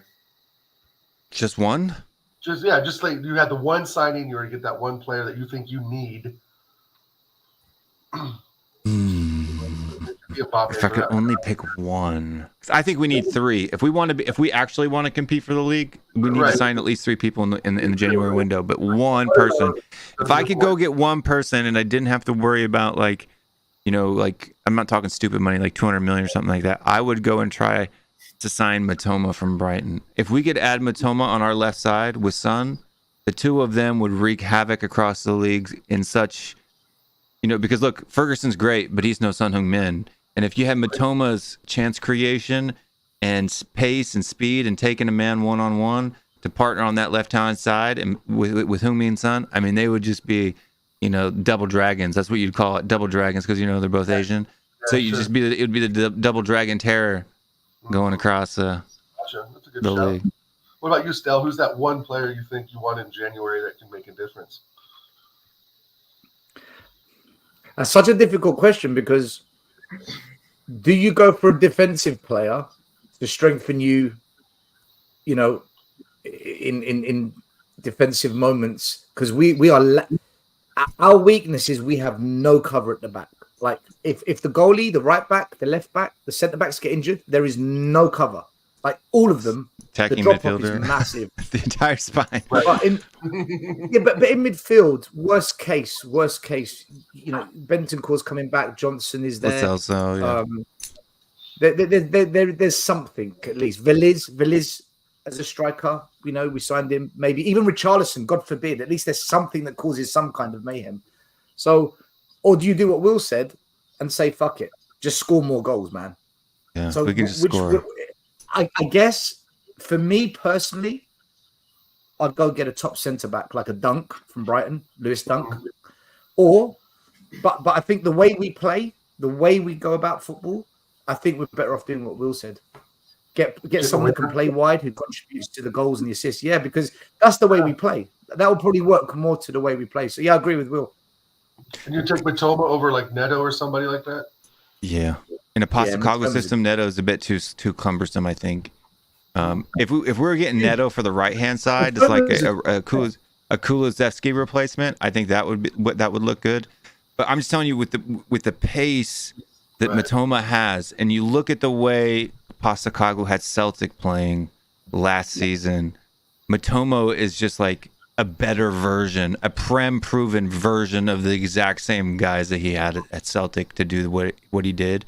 And you look at the way that De Zerbi plays, and you look at because like even if I were to flip this over and show you guys this, and I know it's small, you can't really see it, but like this is expected assist. You know, it's Tottenham and Brighton right now are creating the most chances from open play of any team in the league, right?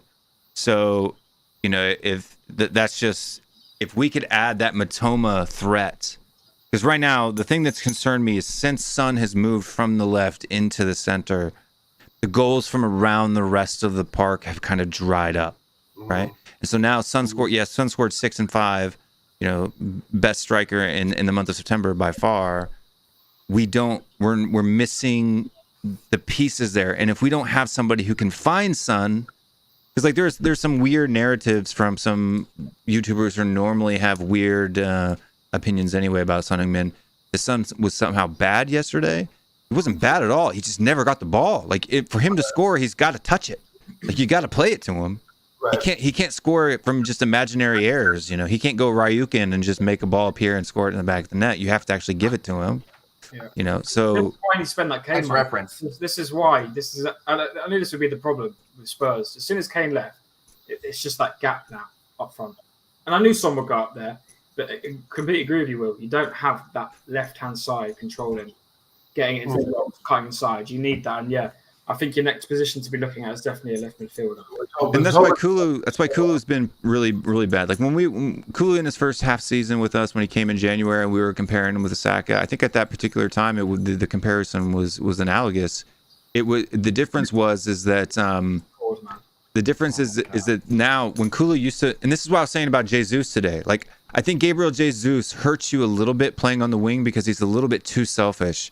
And there were several times when he would beat his man and he would take the ball to the byline, and you would have Odegaard sitting at the top of the D with his arms in the air, and Jesus is trying to take an impossible shot from like perpendicular to the goal. It's got a 1 in 5 and 100th chance of hitting the back of the net, like he did against us, and he did it twice today in the second half against Manchester City. If he just squares that ball back to the middle of the penalty spot, you guys score a goal there. You guys score multiple goals there, I think, in that second half when he drove the ball down to those things. And Kulusevski's got the exact same problem. In his first 6 months at Spurs, that's all he did was he would drive to the byline and he would find Son sitting on the spot, and Son was finishing him. Kulusevski, in the 6 months that he played for Spurs, assisted Son more than Kane did in the entire season, right? Wow. So but he hasn't done that.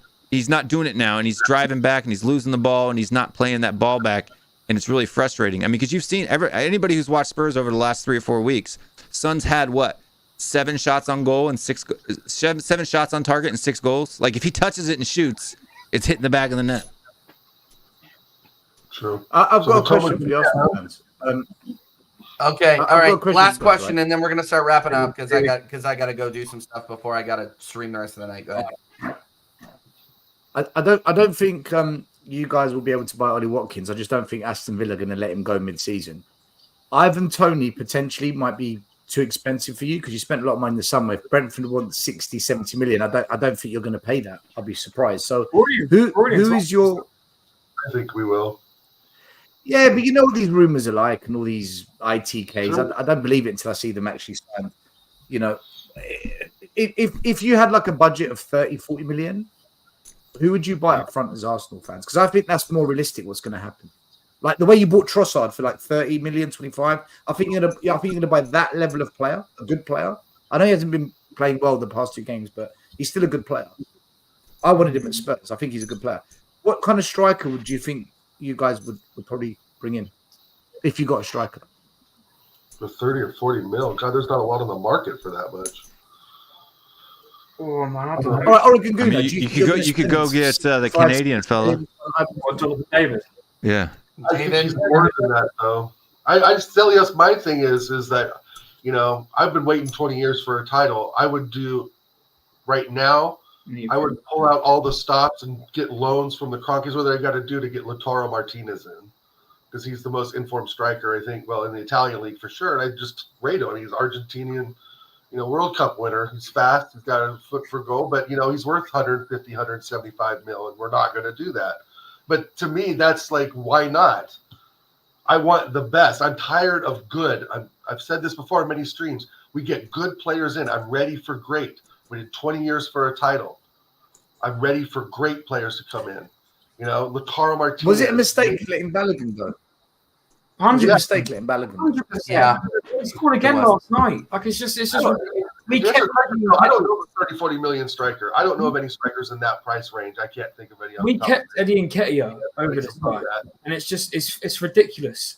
It's ridiculous. And situations like today would have been perfect for Florian Balogun to come into the team. Perfect situation, and it's such a shame. And he's now scoring every single week for Monaco. I just think, look, and I know, maybe I'm biased because I'm American and we scuffed him from you guys, but I think he's a better striker than even Gabriel Jesus. Now, Gabriel Jesus is a far better creative number 9. You know, well, you know, he's a goal scorer, and that's what we need.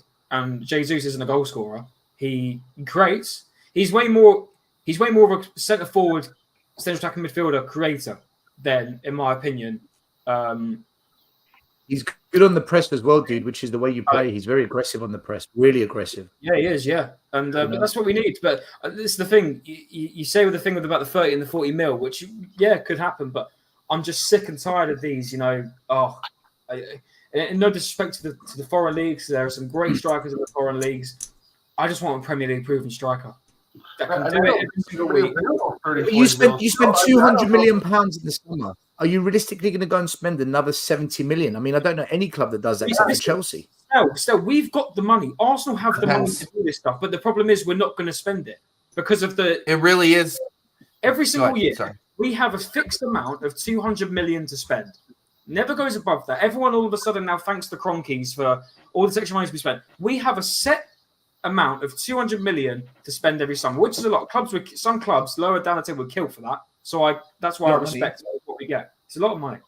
And then we obviously, whatever we sell, we use that to add on to it, so on and so forth. We have if the Cronkies want to keep this guy in the job and they want him to succeed, add a bit more money on top of it. If we added an Ivan Toney onto this team going forth to the end of the season, I could see a big piece of silverware come to the club, probably if it's an FA Cup. But your January windows historically were very bad. Oh, I know. Especially over the last 5 years, right? I think our best window in January was Aubameyang. That's our last good January window, was Aubameyang. Yeah. And that was what, 50 million, something like that? So this is what Connor, this is what I mean. I do not see Brentford selling Ivan Toney for anything less than 65 mil. I just don't see it. I agree. I think it depends. It depends. So go ahead. Tottenham will pay. I'm going to talk. TJ, they're gonna go. Sure. No. So the only point I'm going to make here, and then I'm going to ask everybody to start signing up because I have to go get something to eat. But no, my only point is that question is extremely hard to answer because there is nobody that is available for less than 50 mil.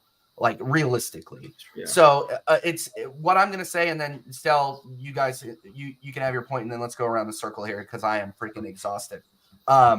It's gonna depend on where Arsenal are in the table in January, whether or not we're gonna spend the money. It really is, and that's long and short of it. We're gonna spend the money on Ivan Toney, or we're not gonna do anything. And that's just the facts. So go ahead, Celia. Sorry to interrupt. And let's start saying our goodbyes. It was a lot of fun. Thank you everybody for popping by the way. Make sure you are smashing the likes. If you like the show, make sure that you are commenting whether you like the show or not. But give us some engagement, people. You guys have been awesome today. Go ahead, Stell. Appreciate it. Yeah, no, listen, thanks for having me on. You're all frauds, and actions speak louder than words. So I'm just going to leave you all with this.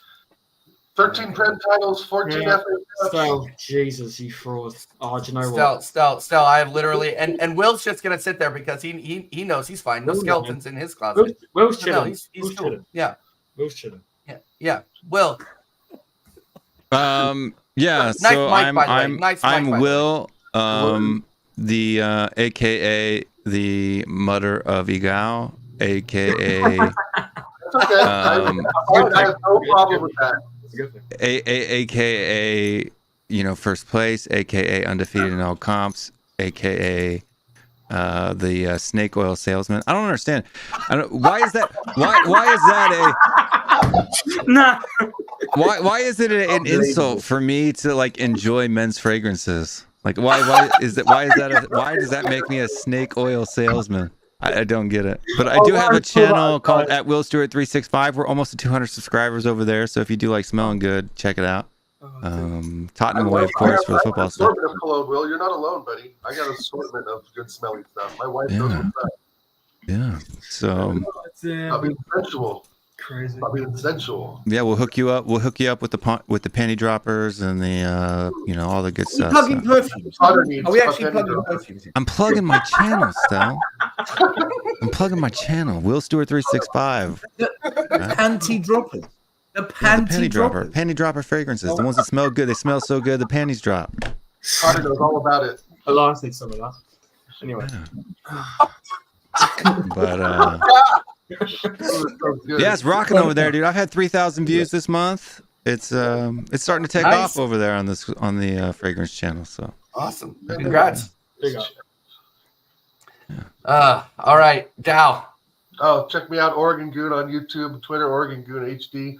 And I don't know how we're frauds when we have 14 FA Cups, 13 Premier League titles, World Super Cup. I mean, been the most dominant team in London since 1886. So anyway, thanks TJ for having the fraud ambassadors. Because you guys weren't in North London for most of that time.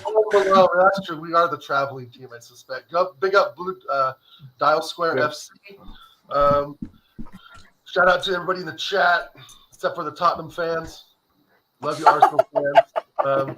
Hey, we're tied. We're tied on points. We're even on points, whatever you want to call it. We have 2 goals less scored on us than you guys do. I mean, I just think it's going to be. We've scored 2 more. So. It's fantastic. I know. It's great for you guys to finally. It's a shame the goals for is the tiebreaker, right? It's fair enough. Whatever you want to say, Will. Tomato, brother. The fact of the matter is that we're 8 weeks in.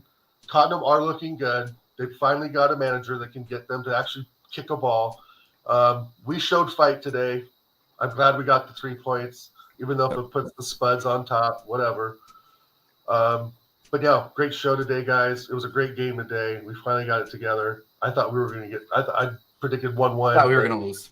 I thought we were going to lose too. It was that first half. I was like, oh shit, this is going to be a long day. But you're all frauds. How are you, bro? For what? Being real. For being real. We have the silverware. Oh, my. Oh, look at our trophy case. How are we fraud? Guys, You I'm said start you were eating going my to. left You said arm. you were going to. You all said I you were didn't going to say beat that. Spurs. I You're did wrong. not say that. You all said you're going to lose to Man City. You're wrong. Is it I fraudulent? my prediction was officially 1-1. If you go back and look at it on Friday, my prediction was 1-1 because I. Okay, like you guys Oregon said- Goon is a semi-fraud. Okay, you're a semi-fraud. Okay, thank you. Halfway fraud. I'll take No, that. I don't like this whole prediction. People make I'm glad predictions. I'm glad the Spurs delinquents were able to join us today, and they're having their mental breakdown. But no, it's fun, TJ. Thanks again for having the show on. Connor, big up. Will, big up. Stell, big up. I love your guys' energy for sure. So yeah, let's keep it going. Yeah, Connor. Yeah, it was good, man. Good way to end my weekends. Got a busy day of work tomorrow, but at least that's something to now have to go into this dreadful international break with, which I cannot be asked for. So that's going to be a long 2 weeks. But yeah, you can find me on CMO Editing. I do graphics work and all that kind of stuff for TJ and loads of other YouTubers. So you can find me on there. If you need any graphics work for your social medias, let me know. Find me on there. Big up TJ, Dow, Will as always, and Stell. It's all fun and games, isn't it? The first game we look for, Robbie. Tottenham away. Can I say, Will, I know you say, can I say, that will always kill me. That will always kill me. That is we don't meet you guys till April, right? Yes. Right? Yeah, Oh, you're going to get it. Dude, you're going to get it when you come to us. Here we this go. season. That's a long ways away. When we got It's Tottenham going to away. be. That's a long ways away. The first There game. is it's redemption. Connor, can I just tell everyone what you said the other day? Just remind everyone. You said we're going to lose TJ's so 3-1 to pissed. Man City. I don't care what. Connor can end the show. Just go. Because Connor's getting away with it. Connor said we're going to lose 3-1 to Man City. I don't care what anyone says. I'm just going to sit in the pub and drink. Listen, Nobody can blame him for saying that, by the way. Nobody can blame him for saying let's be that. honest now. Everyone thought we were going to lose today. Come on. Everyone, Stell, I know you Not thought we were me. going to draw. I told you. Everybody but Troops and go. But majority of people thought we were going to listen. I was proven wrong. My club proved me wrong. I'm happy. We got the win. 3 points. We're now 2 goals below you. Congratulations. I hope you enjoy that for a couple of weeks. Right. Anyway, I'm joking. Big up to you guys. You guys are actually funny as anything. You know your stuff a lot more than me as well. So, yeah, big up to you two, Will and Who you guys got next, man? Or West Ham? Chelsea? Chelsea away. And they're on form Pochettino. now. Yeah, they're on form now. So, yeah. Chelsea Who you got after away. that? TJ. Yeah, Who you got after Chelsea, Chelsea? Definitely interesting. Who you got after Chelsea? Sevilla in the Champions League. No, I mean, like in the league. Sheffield? Oh, you'll win that. Sheffield You're United? going to destroy them. You're going to Hold destroy on. them. I might You guys be. have more faith than I do. Yeah, Chelsea. All right, for the love of God, I'm shutting it down. For the love of God, I'm Shut it shutting down. We're shutting it down. Okay. We're shutting it down, guys. I They've want got to Newcastle away. Then West Ham and Newcastle. Tough run. I gotta go get a burrito. You gotta give a I'm shout out dying. to Cyborg Big up Ninja. Guguma.